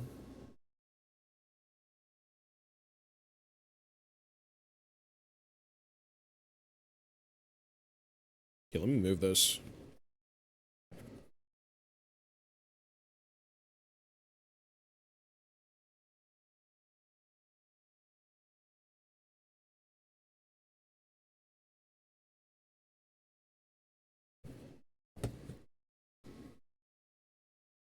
You know what? Driving is always a vibe. Taking a plane is just fine. It's quick, it's efficient, costs a lot more. But if you can ever, like, not, I don't drive myself, but like, you know, I've been in a car a million times and I've gone through countless states and provinces and things, whatever it may be. But driving is a vibe.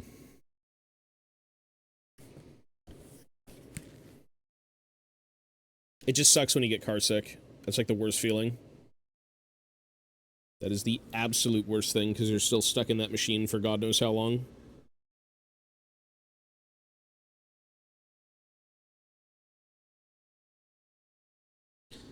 $23, $22, $23, $22, $24, $23, $22, $24, $23, $22, $24, $23, $22, $24, $23, $22, $24, $23. What a fucked up sprue. 23. 22. Where's 22?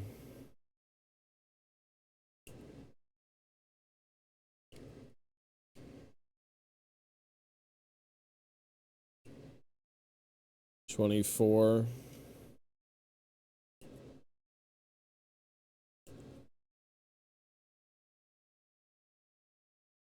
Convenience sake, plane drive to see the scenery. Oh yeah, for sure. But you can still see a few things on a plane, but it's not as exciting. For sure.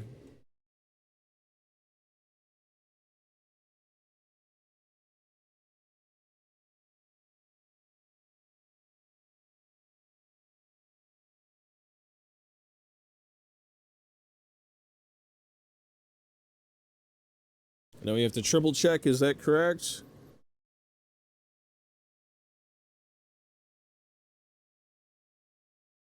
$27, $28. Let's just get those out of the way too. 27, $28.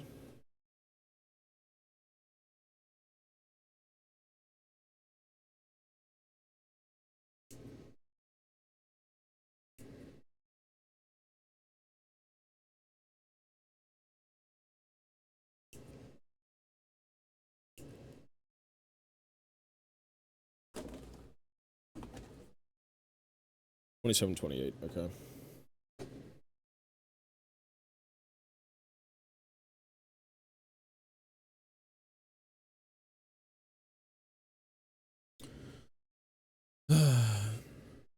Yeah. Flying is... I don't like flying, but I like the idea that you don't spend too much time getting from, like, a location to a location. Sometimes.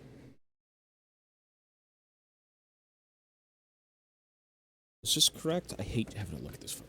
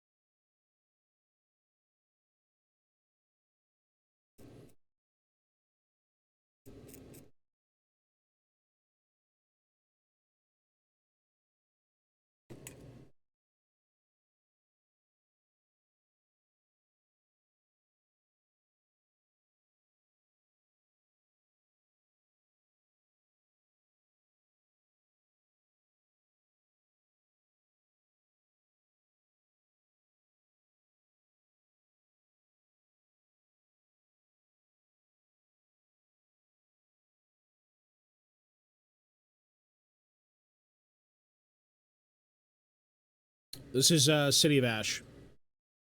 It's the new Spearhead box. It's just a bunch of, like, ruined buildings.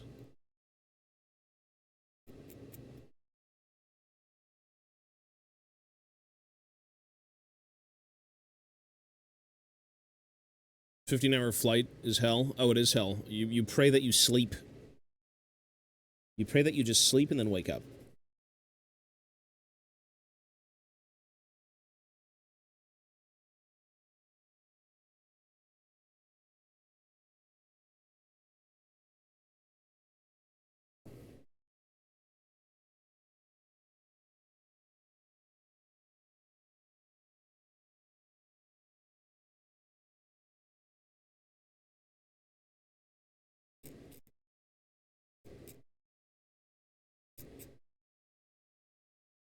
I still have this to finish up, and then I have another Spearhead to finish up, which is Sand and Bone, which is more of like a mausoleum-y, crypty looking ass board. Then I have Fantasy Terrain to do, then I have Age of Sigmar Terrain to do, and I'm like, oh my god.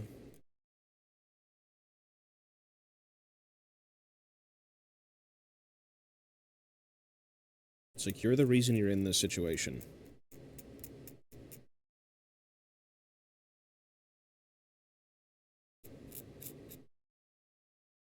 I have Ryan's project to do as well, which is Dane. I gotta paint Dane. Paint and build Dane with some Iron Hills Dwarves, and then we gotta send it over to the UK.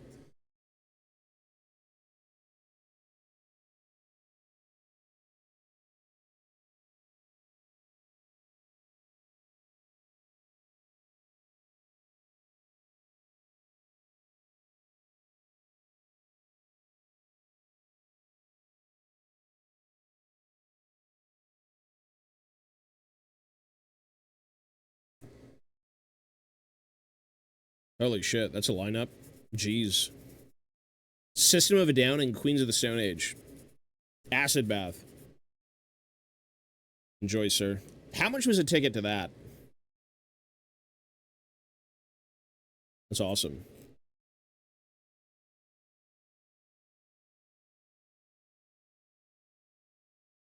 $160? Yeah, alright, fair enough. Once in a lifetime thing. Probably. Euros. Oh, even more. Shit. That's awesome. There's actually a lot of bands touring right now. It's the summer. Things are great. I could go see Scald. I could go see a bunch of different, like, European bands over here. A bunch of them are coming through.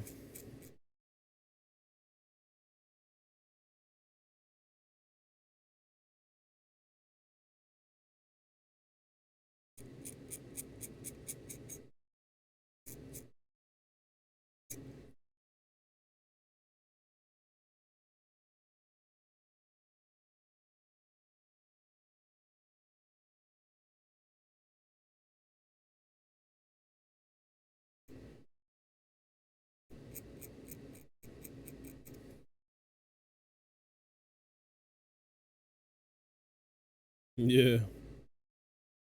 It'd be cool to see them come back. I mean, Atlan was in my chat last time we were here. He probably knows a little bit. Obviously under NDA, but...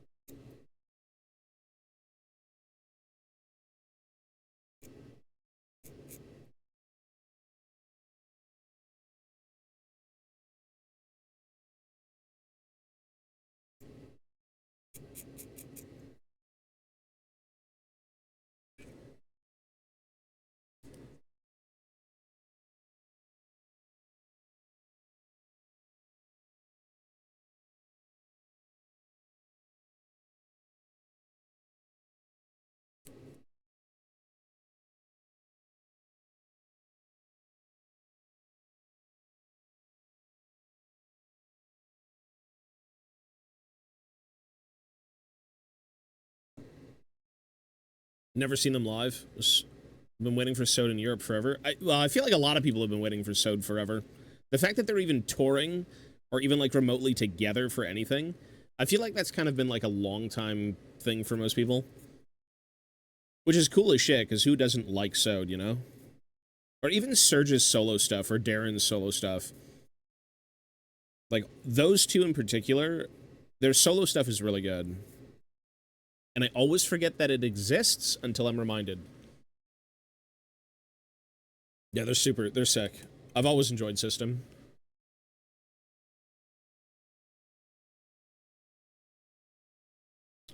What the fuck? Okay. They recently did something that came out in 2026. They did an orchestral version of the album Mesmerize. What? What the fuck? Surge Darren in Dark Grunt.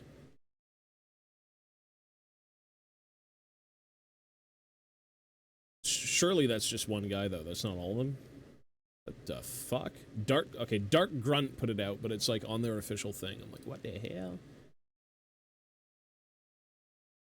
Okay, this wasn't them. He just tagged them. I thought it was official by them because Serge has worked with orchestras before. And I'm like, that sounds kind of interesting, but I don't know if they'd want to do that. What a strange mix. This is all done digitally, I'm assuming. I have no idea.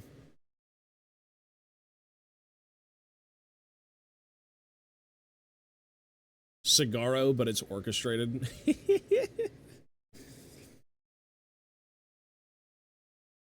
You could have some sort of opera thing with this, yeah.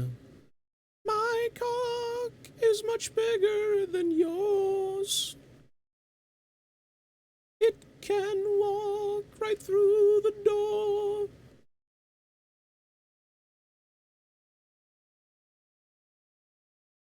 I think that's literally, that's how they would do it. It's kind of funny.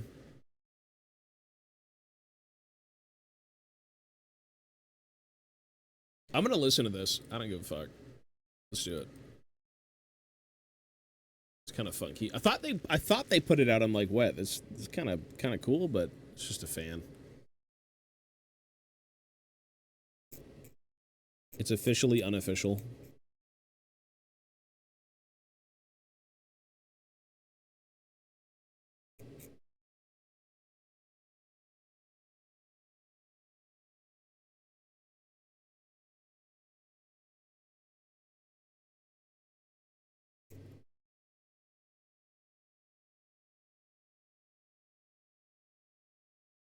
I didn't know either. I was trying to look up Darren music or like Surge's solo stuff, and this popped up on his search. So I'm like, all right, did they do this? Sounds good though. This is something Surge would 1000% do. Maybe not with like System, but again, he's done a lot of like orchestral stuff solo wise.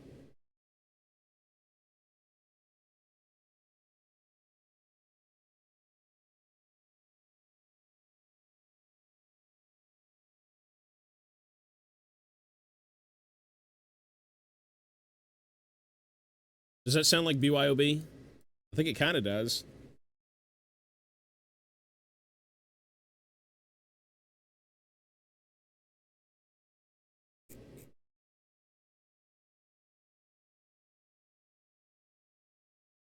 I'm getting Flesh God Apocalypse vibes. It just sounds like a Flesh God Apocalypse song.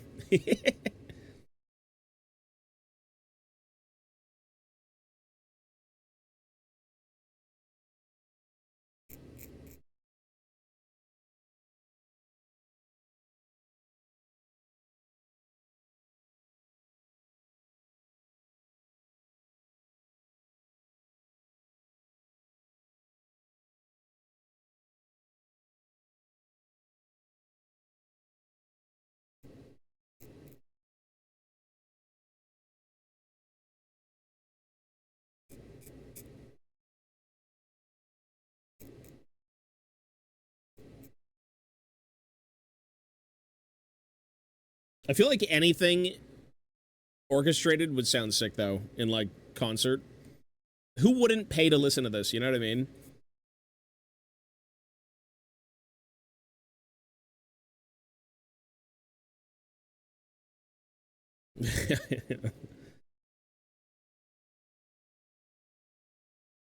do do do do do do do do do do do.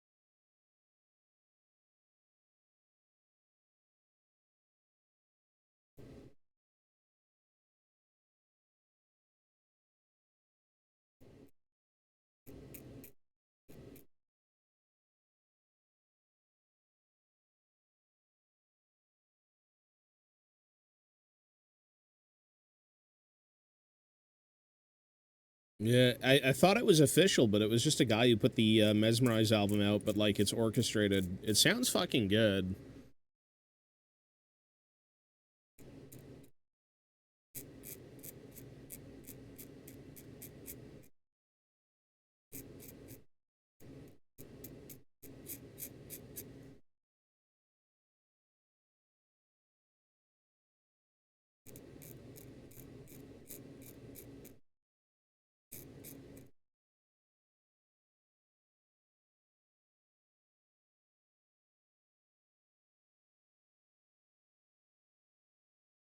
It's the entire album.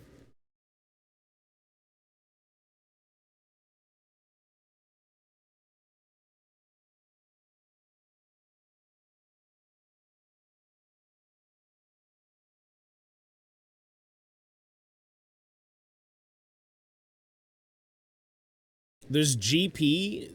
Is he a champion? Really? When was this?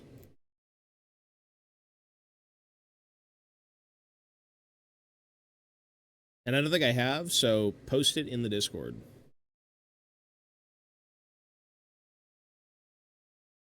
It's in the making.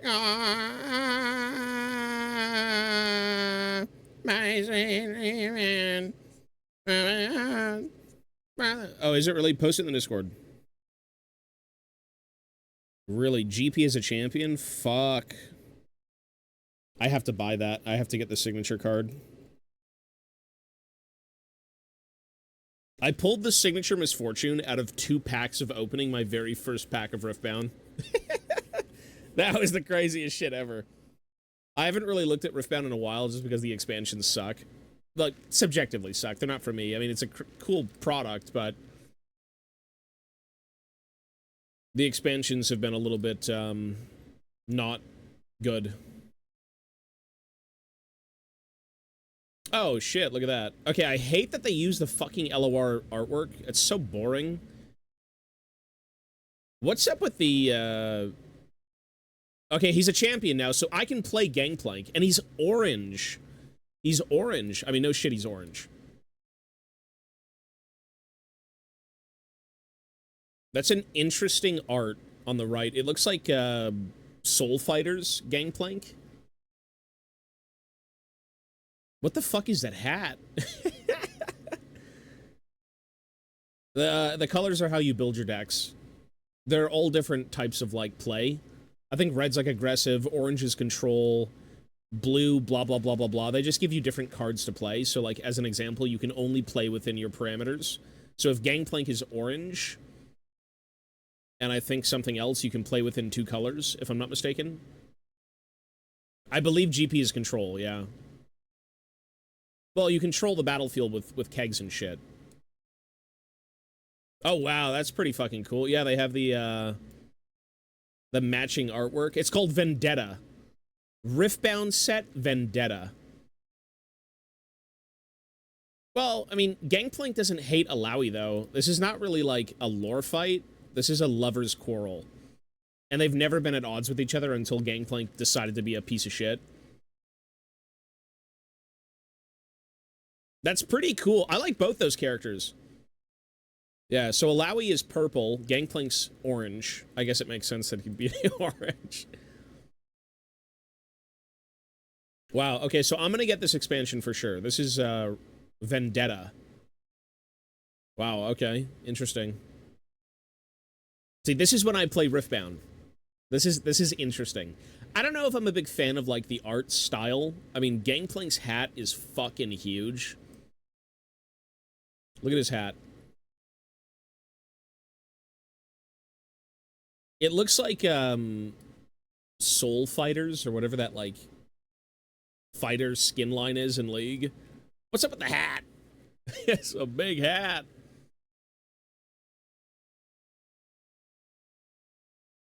Yeah, I think it's cool.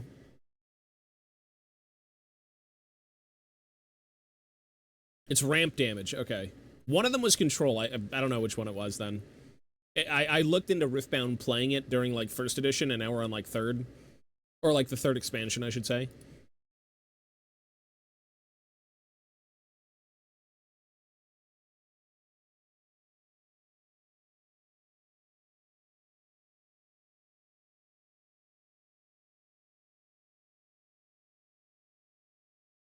I like the art, though, that it's all kind of, like, surrounded by tentacles from, like, the idol. Yellow is structure and control. So what's orange, then? What was orange supposed to be? Oh, sorry, you just said it was. Yeah, ramp, sorry, yeah. Sorry. My brain is off.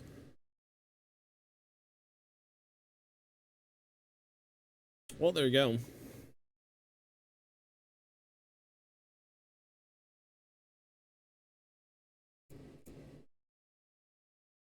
I hate that they're using pre-made art. It's so boring.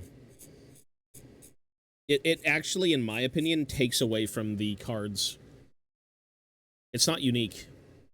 If you're gonna make something like a card game, you have to do original art. You have to. Reusing the same art over and over and over again is just, like, we've seen it elsewhere, you know?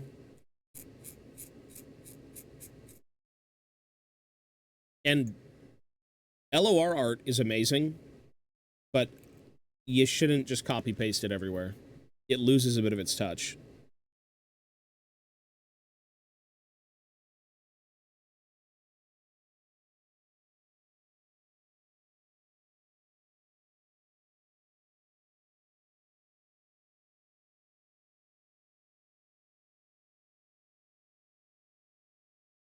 I don't know. I've never played MTG. I used to collect it a little bit, but I've never played it.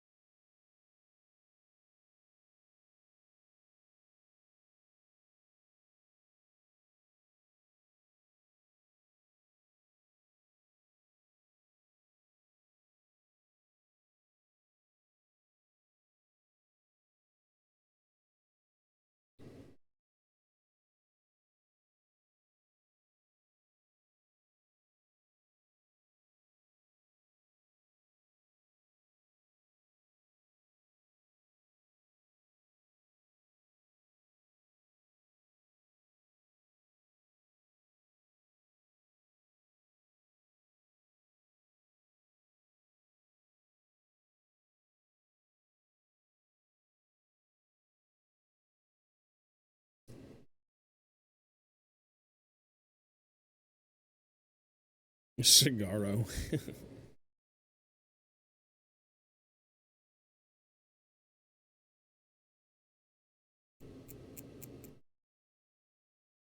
That's what it would sound like.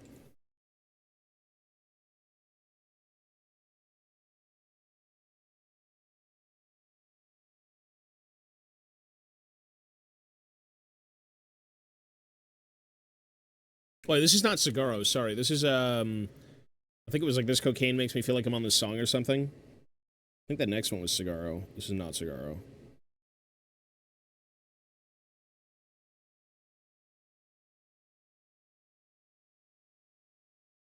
Was it? Oh, you're right. Sorry, I'm so brain dead. Yeah, Cigaro was already played. You are correct.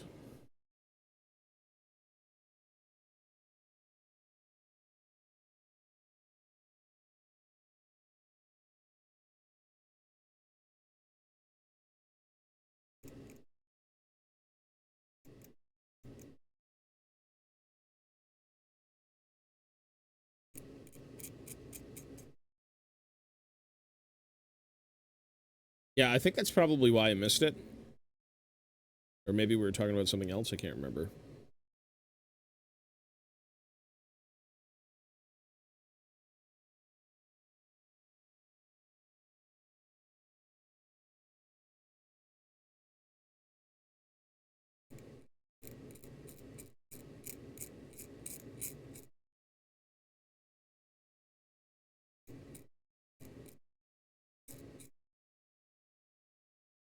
Oh my god. Oh! Tired.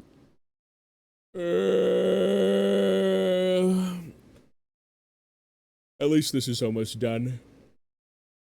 Building terrain is fine, but good god.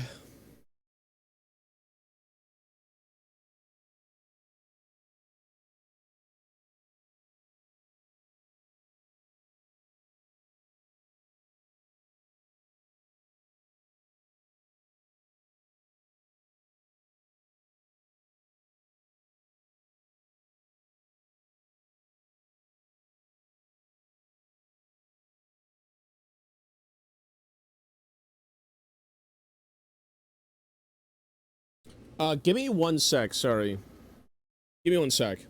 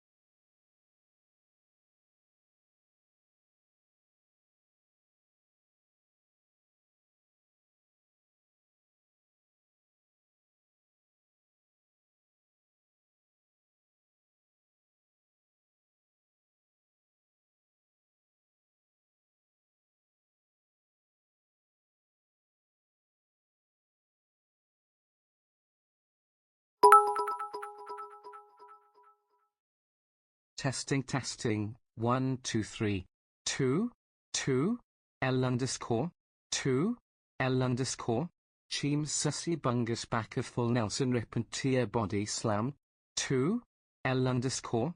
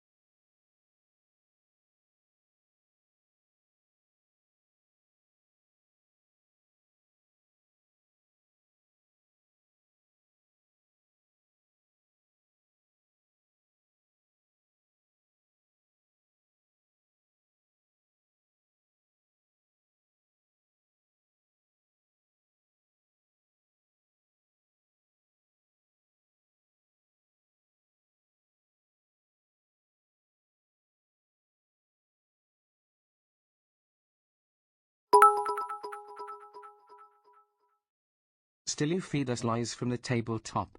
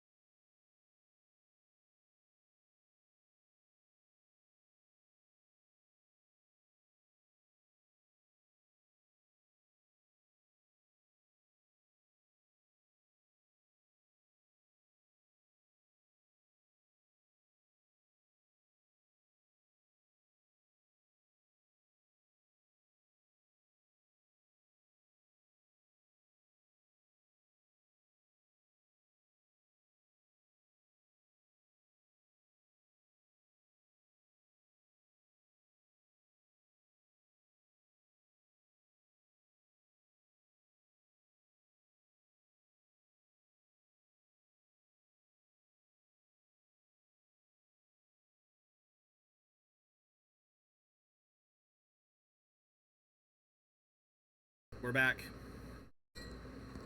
That took a while. Where are my glasses? Where are my glasses, man? Shit. Let me find my glasses. Sorry, one sec. Where are the glasses?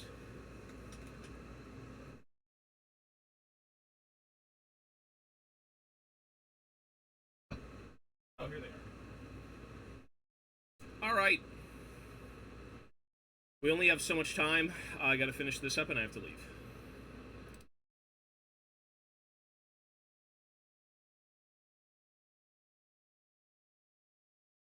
Where's my mic?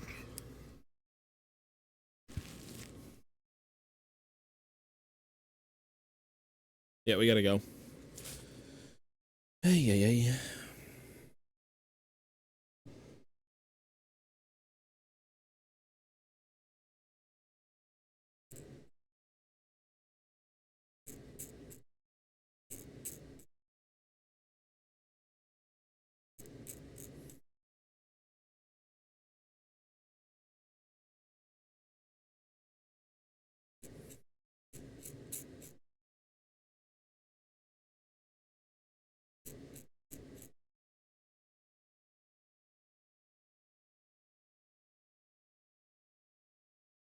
What was this for? Oh, this thing. Okay.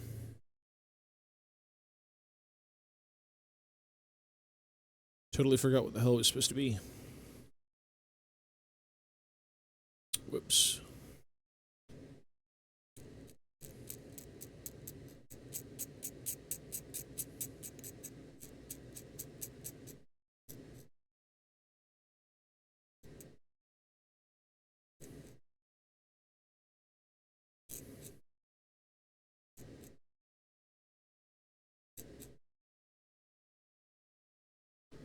Grumble host, sir, we do. We have had a hobby channel for a little while. It has no relation to the name, though, so some people don't know, but we do.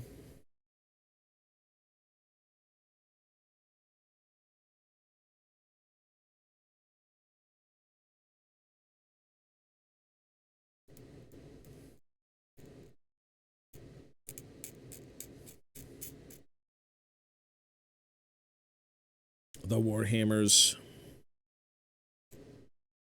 The Hammer.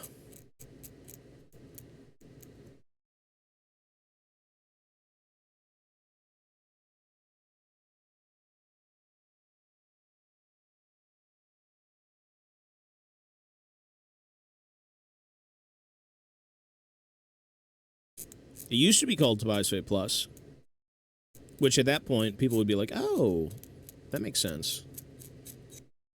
But it is no longer.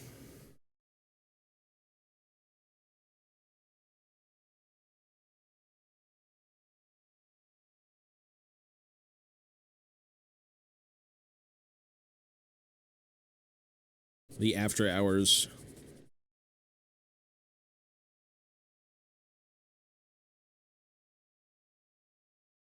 I used to build Airfix models, and when I was younger, Warhammer fascinates me. People still do. People still build all that scale modeling stuff. It's great. There's something for everyone. Health is alright, though. Health is okay, but we have a lot to do, actually. I was just notified I need to start packing. Which is not the most exciting thing to hear, I'm not gonna lie, so...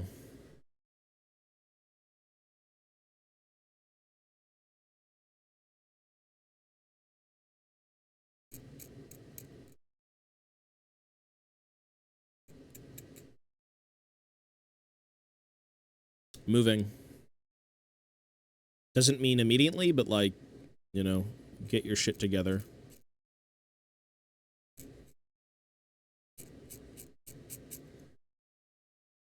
It's anything but nice. I'm not really a fan, but yeah. That's life. Such is life.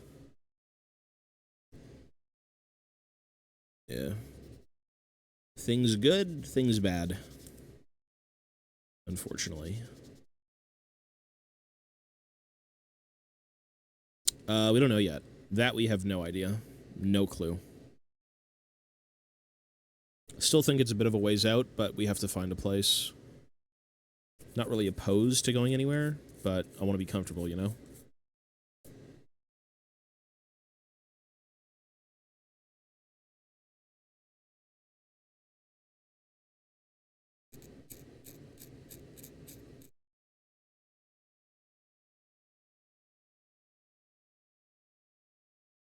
Toronto's pretty expensive.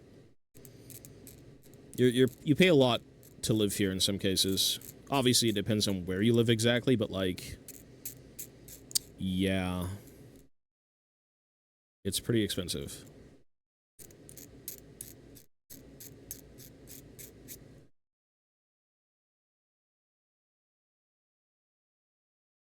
No, you're good. We're just moving.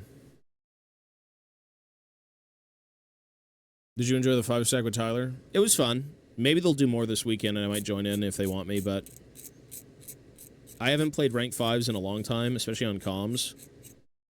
It was fun.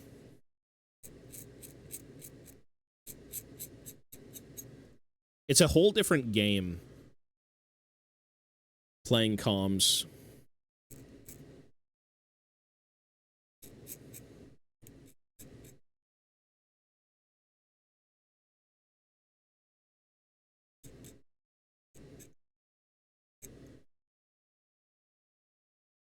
No, that was a while ago. We've got family in Quebec that we go see, but it's not really like a thing that we do, like stay there.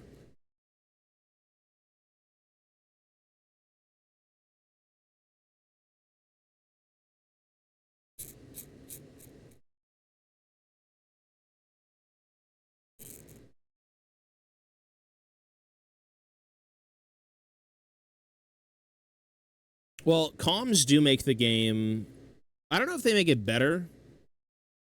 Sometimes you don't want to, like, be greasy. Sometimes you just want to chill out and enjoy solo queue for solo queue, which is just a shitfest of, like, random things happening.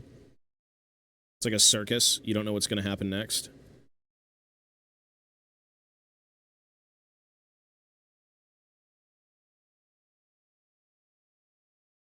Follow this heat wave in the UK. Foil on the kitchen foil on the outside of the south-facing windows. How would you even put foil out there? I guess if you're ground level, maybe that could work.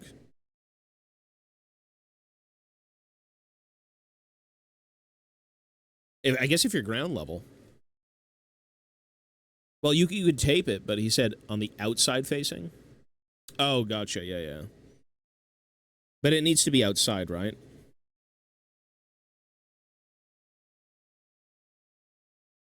There's so many weird hacks. Yeah, I could never do that. I live above ground. So I'd fall out the window and, like, die. And they'd think I'm some sort of, like, UFO conspiracy theorist. I'm like, goddamn UFOs, I gotta block out the windows with aluminum foil. Well, here in Canada, it was pretty rough. I think about a week ago, it was, like, borderline unlivable. It's like 40 degrees. Right now it's 25, but it's getting humid. It's actually 28. It's heating up again.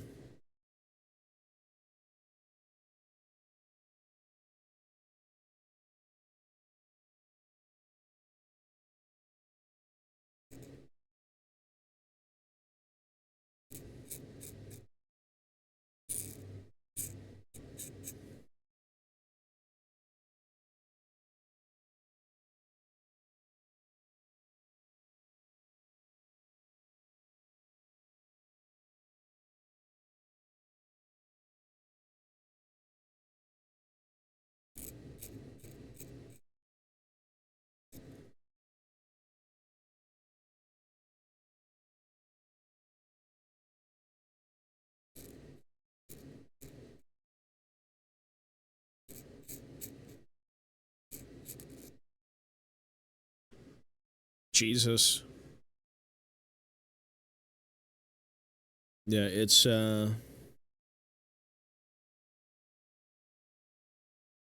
gets pretty nasty over here, I'm not gonna lie. Everyone would think, like, the most stereotypical Canadian thing ever. We, like, live in igloos and have, like, just polar bears walking around and it's always cold. Fuck no. Any stereotype you've heard of or seen, it's just not true. Well, okay. Maybe not entirely, but, like, yeah. I'd love cold weather all the time. That'd be pretty interesting. Well, we do have bags of milk, so that's one thing.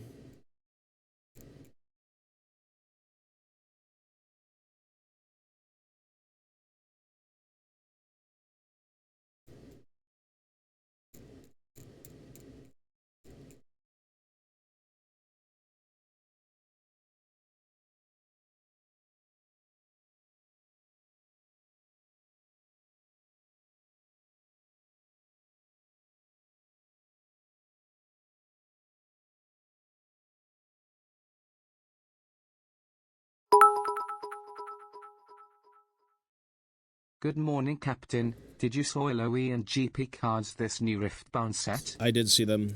The GP one looks a bit funky. His hat's, like, way too big. I don't know what's up with that. It's very stylized. It's like Soul Fighters or whatever the skin line is for League. Cold is great because I'm fat and can warm up fast. Cold, I mean, you just want to be comfortable. That's what life's about. You just want to be comfortable. We all long to be comforted in some way. And if that means the weather's got to be cold, then so be it.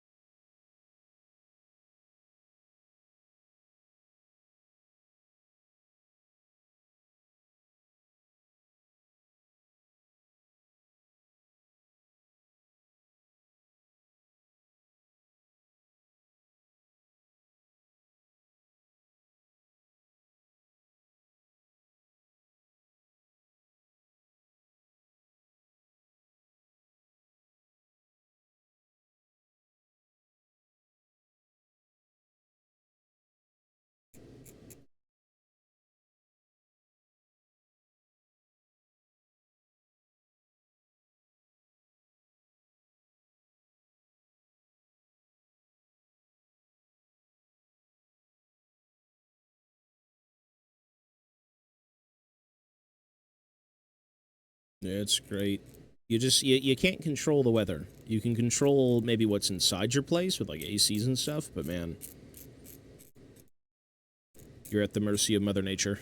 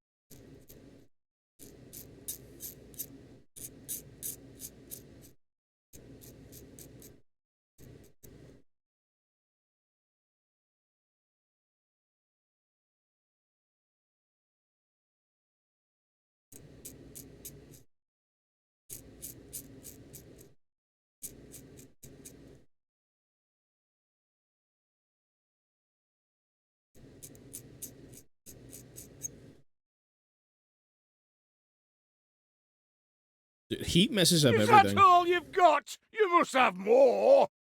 One of my favorite interactions in Rogue Trader is when your death cultist companion talks to a little girl whose sad her grandpa died and tells her to take his head, embalm it, and talk to it every night as if he never left. What the fuck? I mean, I think that's something they'd probably do anyways in 40K. It sounds about right. What's the new game? Isn't it Dark Imperium that's coming out? Is that what that's called?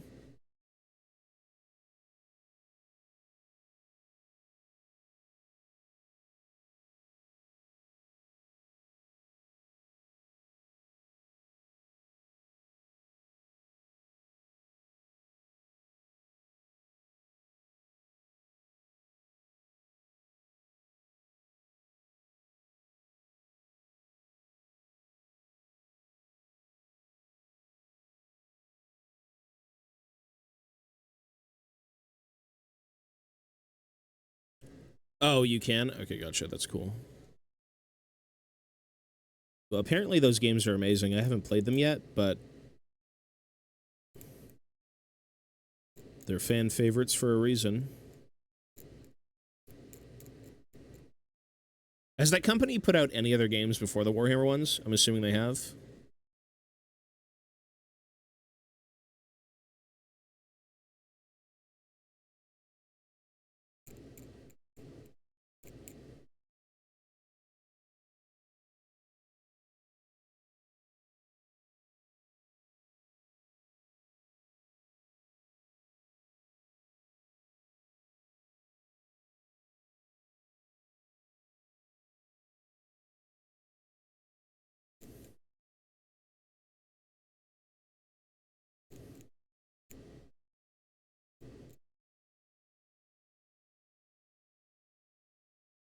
Pathfinder games, yeah.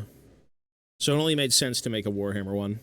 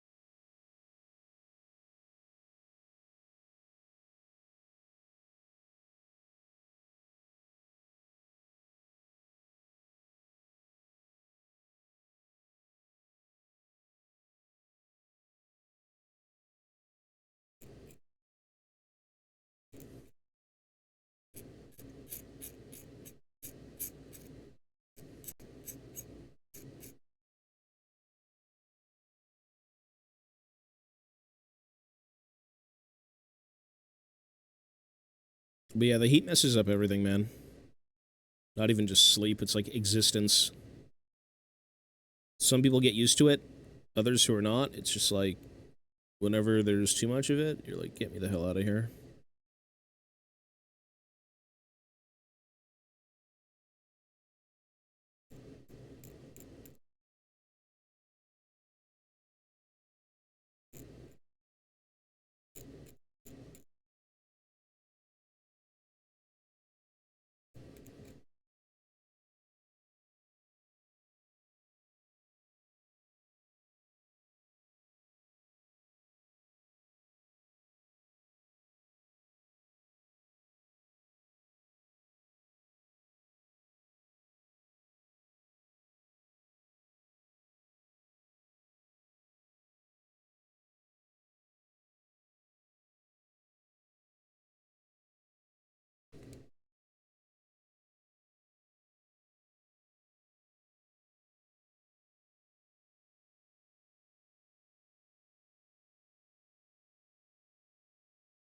Alright, after this next piece of wood, I gotta go.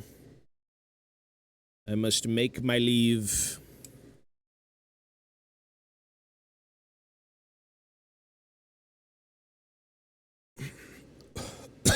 Excuse me. Oh, this is not the right glue. What? Whoops. This glue.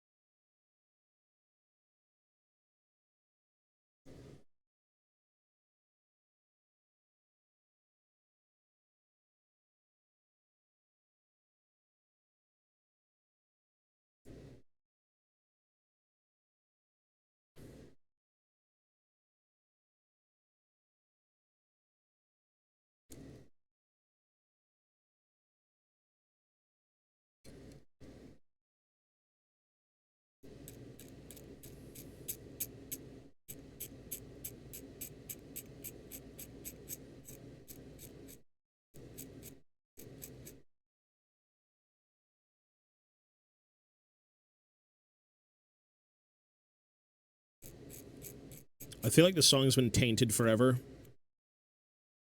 This one's been tainted for life. You can never look at it the same.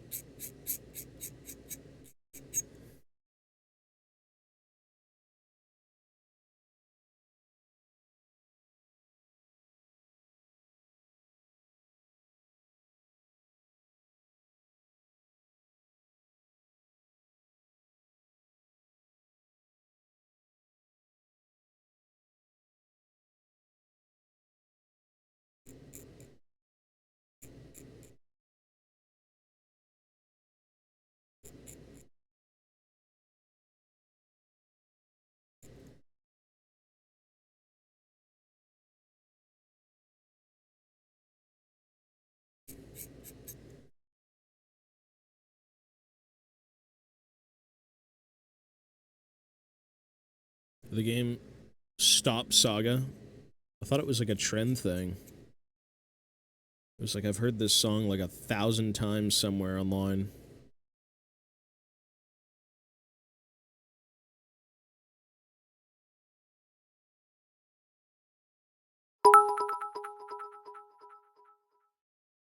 I love to sing about the moon and the June and the spring. I love to sing about a sky of blue or a T for two anything with Okay. a swing to, and I love you I love too. I love to sing. Is that a song? Or is that a song you made up? Technically, every song is made up.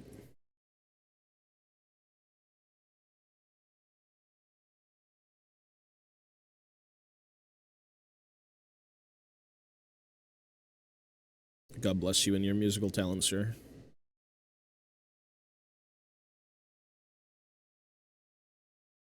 God bless you, sir. The stream is a figment of my imagination. Fuck.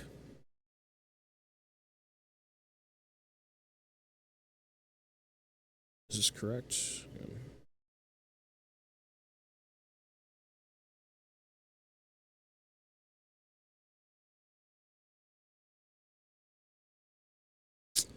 I gotta check if this is correct now. God damn it.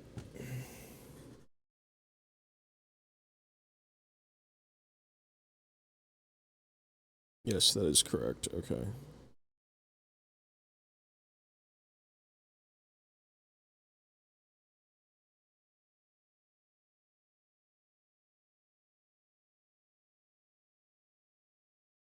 $25, $26, $21.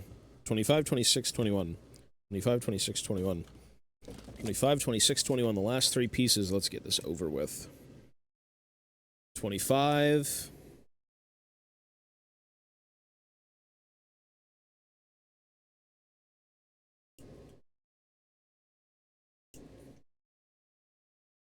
$25. 26.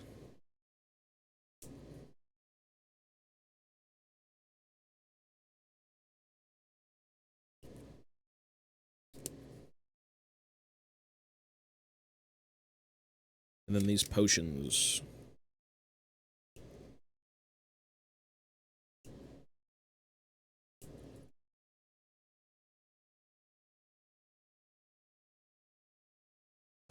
Yes, sir.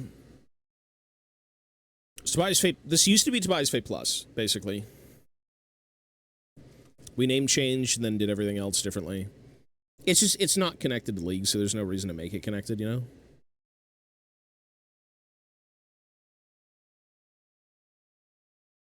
We just name change the channel.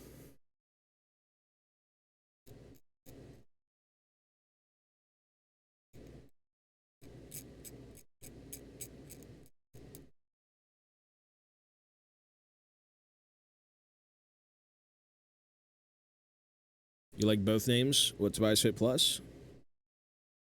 I think Hearth and Hobbying, to me, sounds way better. For like a Warhammer channel that's also kind of like dwarf-ish. Dwarfish. Which I gotta get back to working on my dwarves eventually, but terrain right now is kind of the name of the game.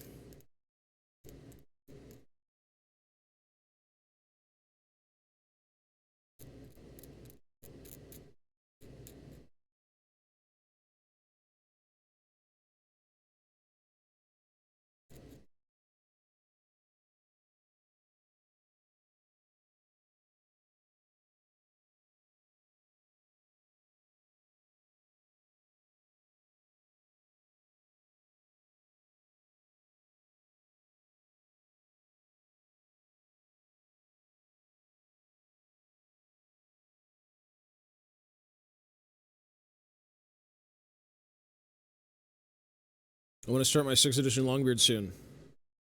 What hold are you going with? Or like clan? Well, I guess people don't really think about the clans when they paint things, but what hold? Or maybe you do want to go with a clan. Technically, that could be any color. I've played the Total Warhammer games, yeah. I have thousands of hours, which is usually what we used to do on this stream. Oh, yeah.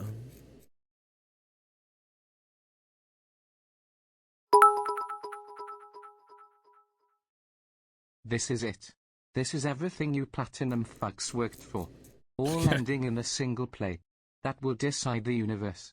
Forever. Noxus. Did we win that game? I think we did win.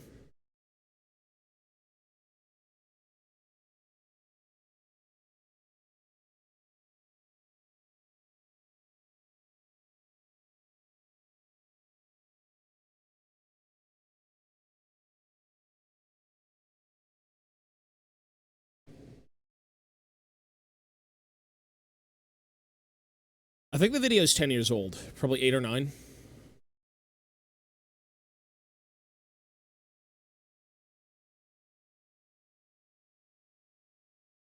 I'm going with a clan. I'm making a full 6th edition Battle March list with them. I was going to say, I mean, that makes sense.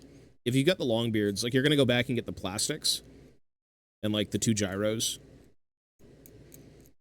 You got to get Metal Thunderers, Plastic Warriors, Metal Longbeards, Metal Character, Metal Gyros.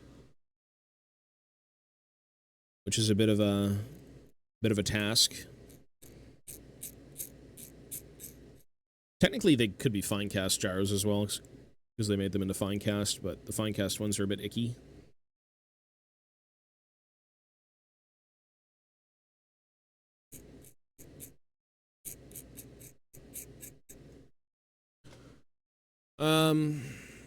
I never knew that's cool. Which dwarf clan is your favorite?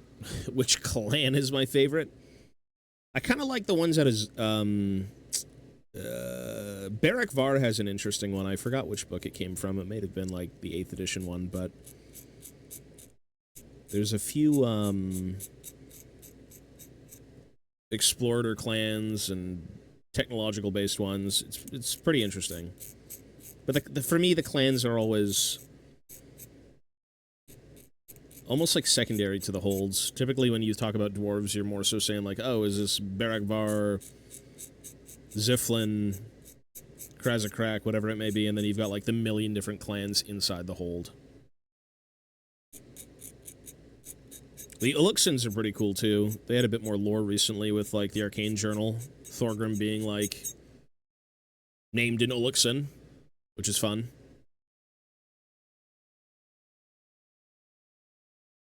Angrund is always on everyone's mind. With 8 Peaks and Belagar and all that stuff.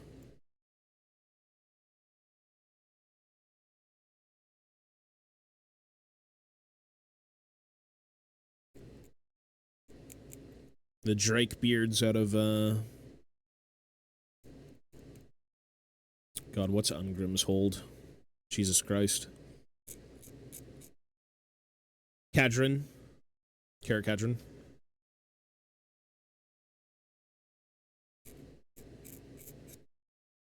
Yeah. All of my books are out of this room. I actually unloaded all of my army books, all the flavor books, all the roleplay books. I haven't looked at them in a little while.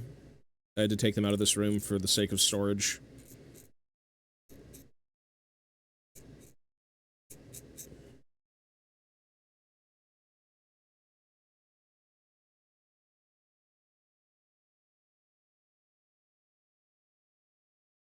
My stepbrothers back in the day, like over 20 years ago.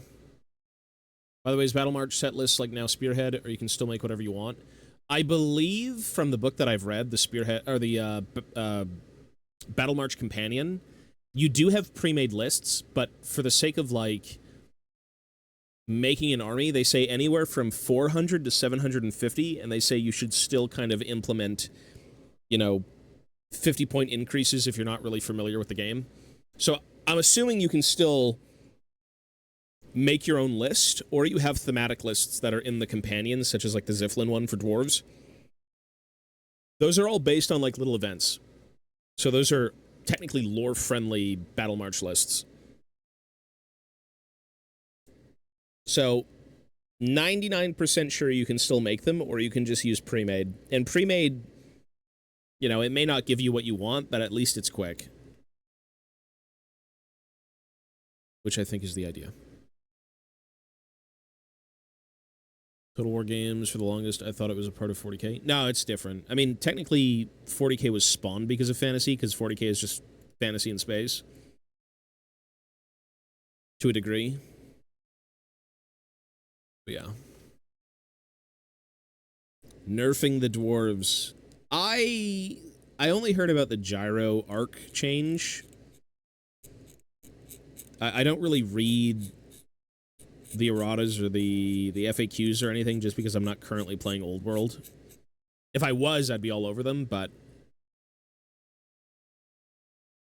yeah, I heard the gyros got hit a little bit, but then again, those things are like fucking spammed in every list. And it doesn't make sense to have like a 360 firing arc that just is highly illogical.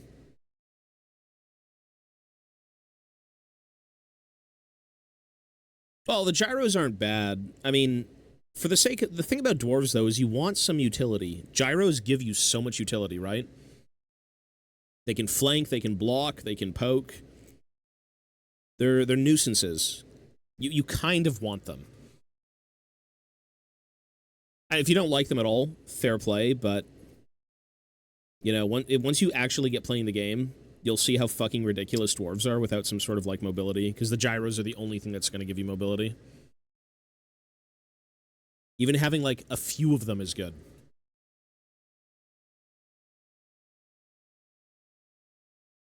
Yeah. They are. They're good. They're very good, but, like, they're so disgusting to make. I don't think I've ever enjoyed making those gyros. Such an amazing kit. It's, like, super clean, but if you want to clean up every little piece, I mean, oh my god.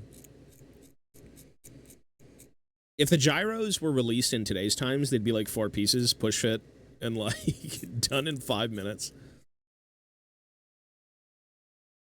Yeah.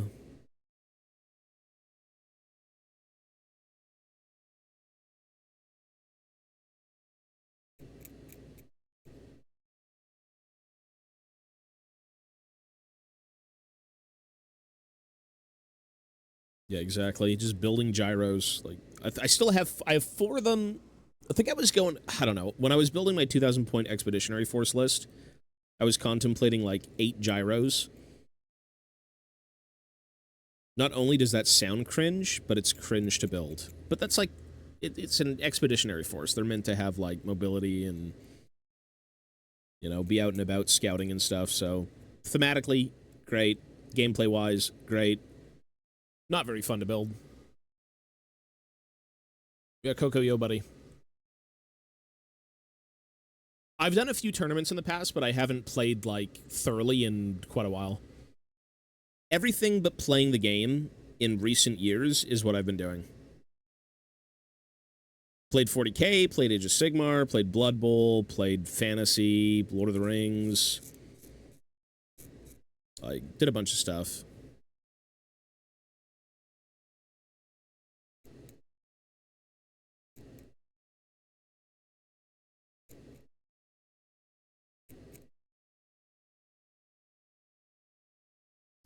Are the gyros what burns you out on building the old world? Maybe. I think that was the last thing I was actually building, but probably. I didn't mix it up. Those are just, like, so terrible to build. Even when I was playing 8th edition, I remember building them, and I'm like, this is fucking stupid. It's so ridiculous. It's such a sick kit. It's so well done. But it's like the only thing the dwarves have that are actually heinous to build. Everything else is super easy. Artillery easy, infantry easy, everything's easy. The gyros are like the most involved fucking thing you could ever build with the dwarves.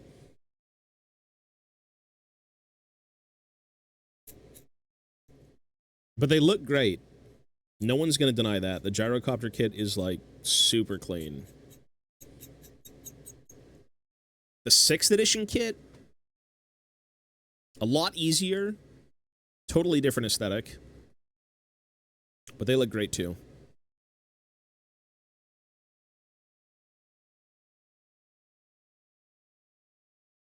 If you can find them, buy them. Yeah, then spamming gyrocopters in Total War. The Gyro Armada. Bro, that's how you play dwarves though, man. In a game about movement, objectives, and like just floating around doing things, you know, you gotta be nimble. You're gonna sit there and you're gonna get fucking ran around, you're gonna get screwed up, or you're gonna actually make things happen and, like, take the board back a bit, you know?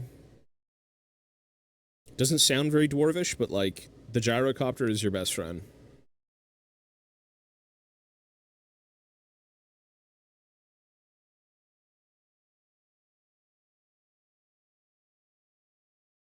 Or you just waddle up to points and you slow burn the game. Your characters will do all the heavy lifting and you'll just be there chugging away.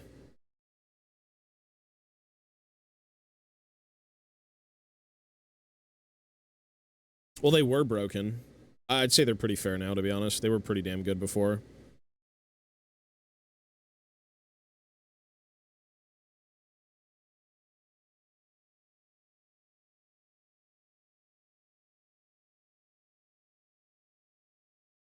The thing about gyros, though, is they're very all or nothing. They're one of those things that can be so insanely strong or so insanely useless. At least in Total War. That is such a... It's a 50-50, for sure. Tabletop's a little different because there's a lot more things that can, like, hit a gyrocopter, you could say, but for the sake of Total War, when things physically cannot touch them, or physically can just, like, erase them from existence, yeah, they were pretty good.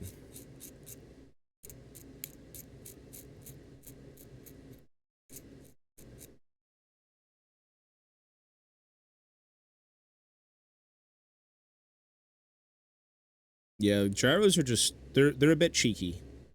They're a little bit cheeky.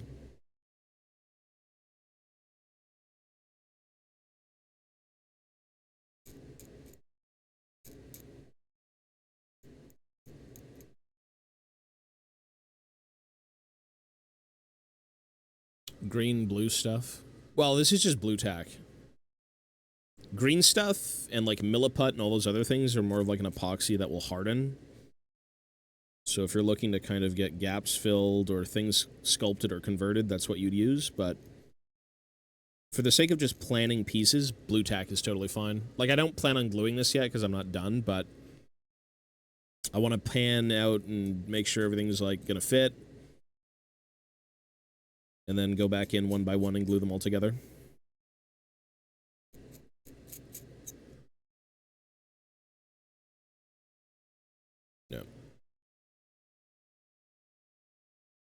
It's good to have a plethora of random things on your desk that will help you do stuff.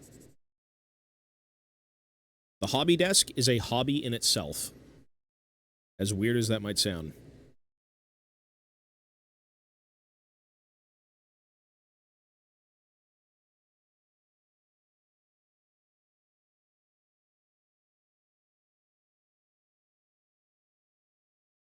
Sometimes you'll be content with the tools you have, but if you spend a little bit more time looking, you'll find a lot of useful things.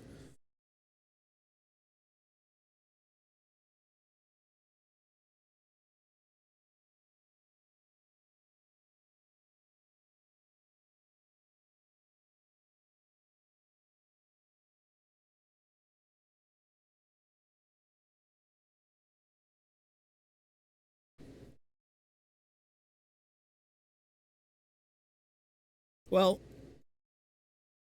I'll say this.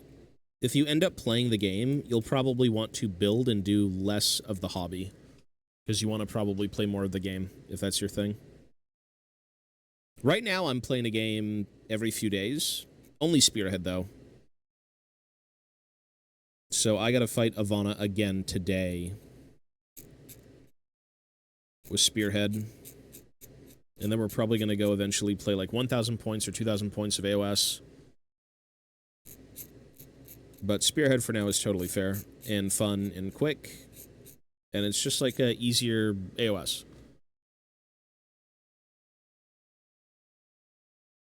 We got the Battle for Skull Pass box. Thank God it's pre-assembled. That was my first fantasy box. Battle for Skull Pass was like my entryway into fantasy. It was the 5th edition box set first that I had seen because my stepbrothers had that. So that was like Empire against Orcs. Was that 5th edition? That was 6th edition. That was 6th edition, not 5th. And then I got Skull Pass, which is still my favorite box set of all time. Dwarves against Night Goblins. And like Spider Riders and a Troll. Yeah, that's cool.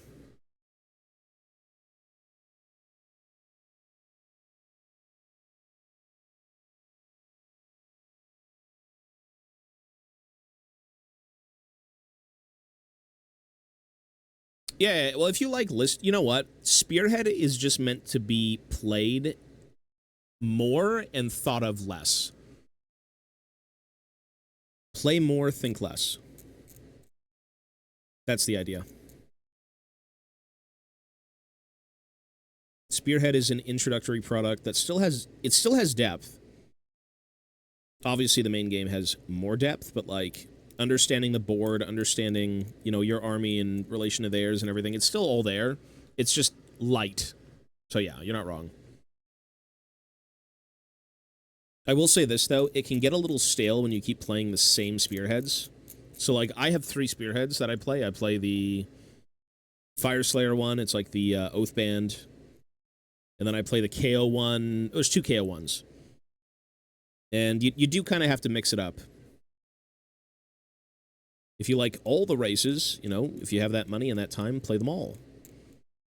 But for me, I'm just into dwarves, so I'm just going to play the dwarf ones, and they're precursors to, like, playing the full game. Enjoy it until you get bored of it, and then, like, play the full game. Or do both in relation, right? Like, one at a time. Like, maybe I want to play some Spearhead today, or maybe I want to play, like, a 2,000-point game or a 1,000-point game.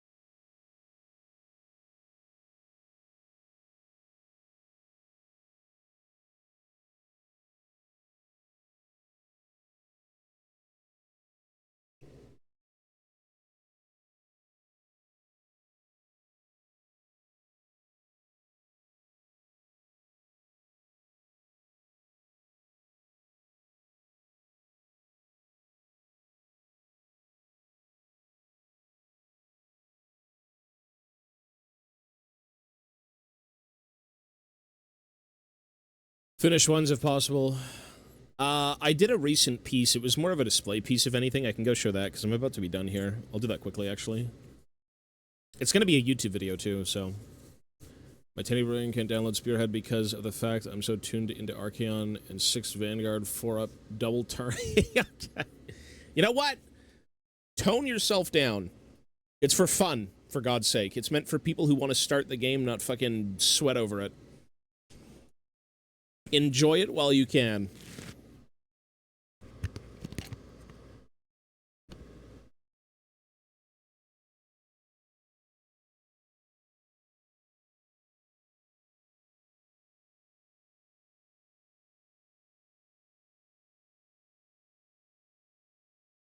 The last few things I ended up completing were these. There's, I think, like 2 more, but... I'm not really doing any army painting right now. Yeah, this is from Total War. So, what did I do? We did this one a little while ago. That was for fun. That was like a little diorama based on what got me into, like, Lord of the Rings at the time. So, like, an old Shadow and Flame supplement. Basically, the Fall of Moria. V2. Balin's Expedition. So that was a little fun thing. I sculpted the base. It was just in honor of what got me into the hobby. So I did that one. And then I did a Rogue Trader squat. In the style of, like, the old, I think it was, like, 80s box? Can't remember, but... That's a little 80s squat with a sculpted beard, sculpted hands, sculpted arms. It's missing a bunch of highlights, but, like, whatever, it's totally fine. And then we did this one in a week on stream that's going to turn into a video. So this was like a... It was a for-fun competition at a Games Workshop where you build and paint something in a week. And so we did a big scene with, like, a dwarf thane sitting on, like, a mountaintop with, like, a painted background, and we made the tree and all that stuff. This was finished at 11:59. I'm not even joking. We finished this a minute before midnight, 7 days straight. Yeah, so this one's going to be on YouTube. Yeah. I like it. I wasn't really done with it because I wanted to do a few more, like, icicles and things, but I can't be fucked with to go back to this. So yeah, and there's a bird.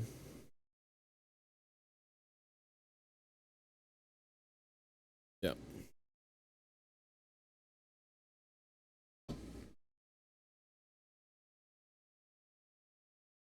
Just fun stuff.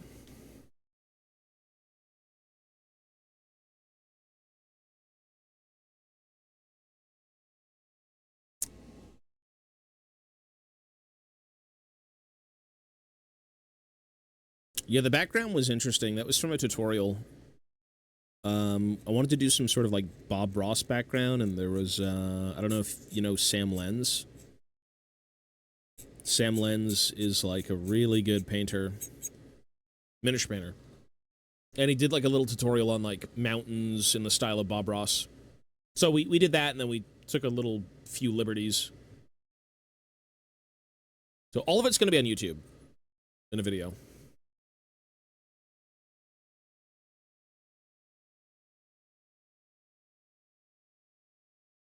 Okay, we got to finish this.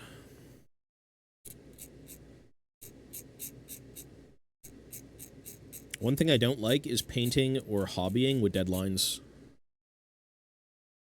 You think a lot less, which is excellent, because you get shit done, but you feel so pressured to get it done, which I feel like for a hobby is tough. The pressure of getting your fun time finished is not enjoyable. At least in that way.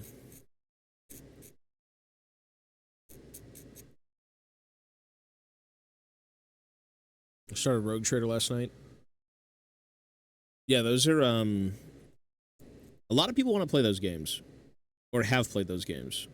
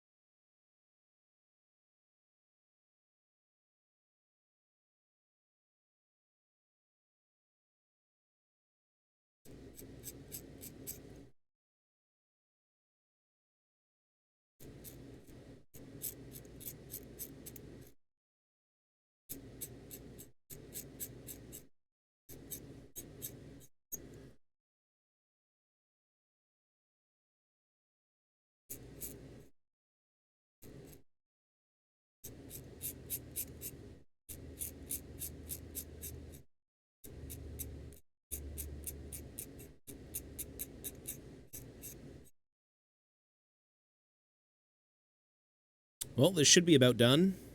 The only last piece would be this, but there's a fucking rat. It's a rat, Dutch. It's Micah. Micah's here. He's lying, Dutch. We didn't burn down the city, Dutch.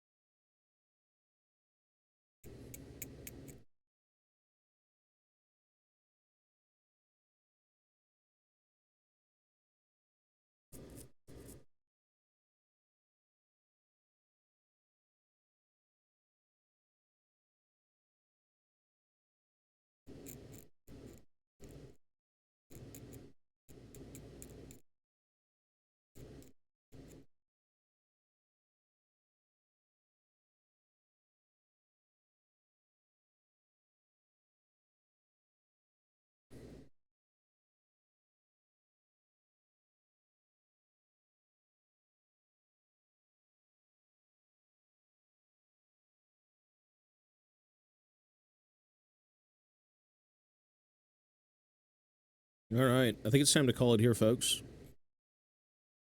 I am going to be a little bit busy. I'm not going to lie. I need to get some serious stuff done here behind the scenes. So I won't be sitting down. I won't be enjoying myself. I'm just going to be busy. But I do want to be on today.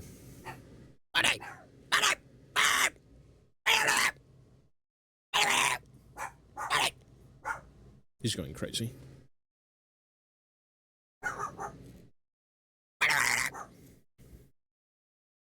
Well, it's time for Mochi's walk. I think it's the garbage truck.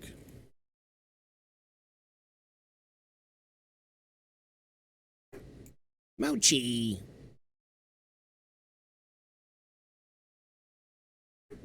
Mochi, you're so stinky.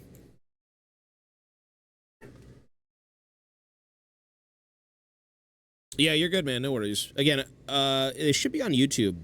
I have a Twitter where I've posted them, or posted progress pics as well. You can kind of see all that stuff there. But there will soon enough, soon TM, be a YouTube video where I go over everything, because that was kind of the point of that anyways, was to just do a YouTube video. So yeah, let me just put this together, and then I gotta head out. Looks straight, right? I believe it goes like this. We need to connect the upper part. Fuck does this work?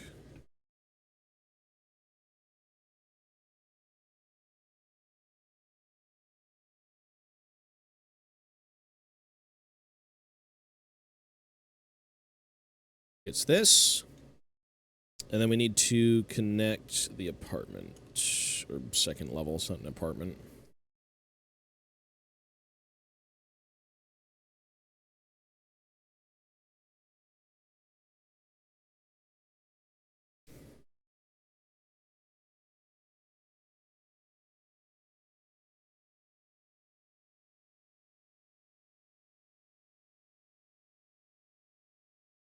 Cool.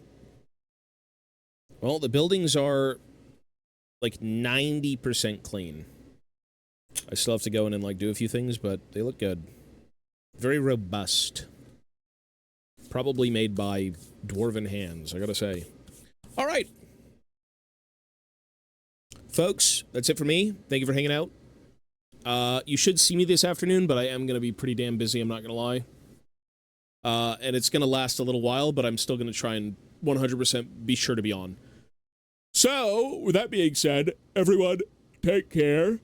Thank you for watching and hanging out, and I will see you when I see you, folks. So, peace, and have yourselves a great day, everyone. Take care.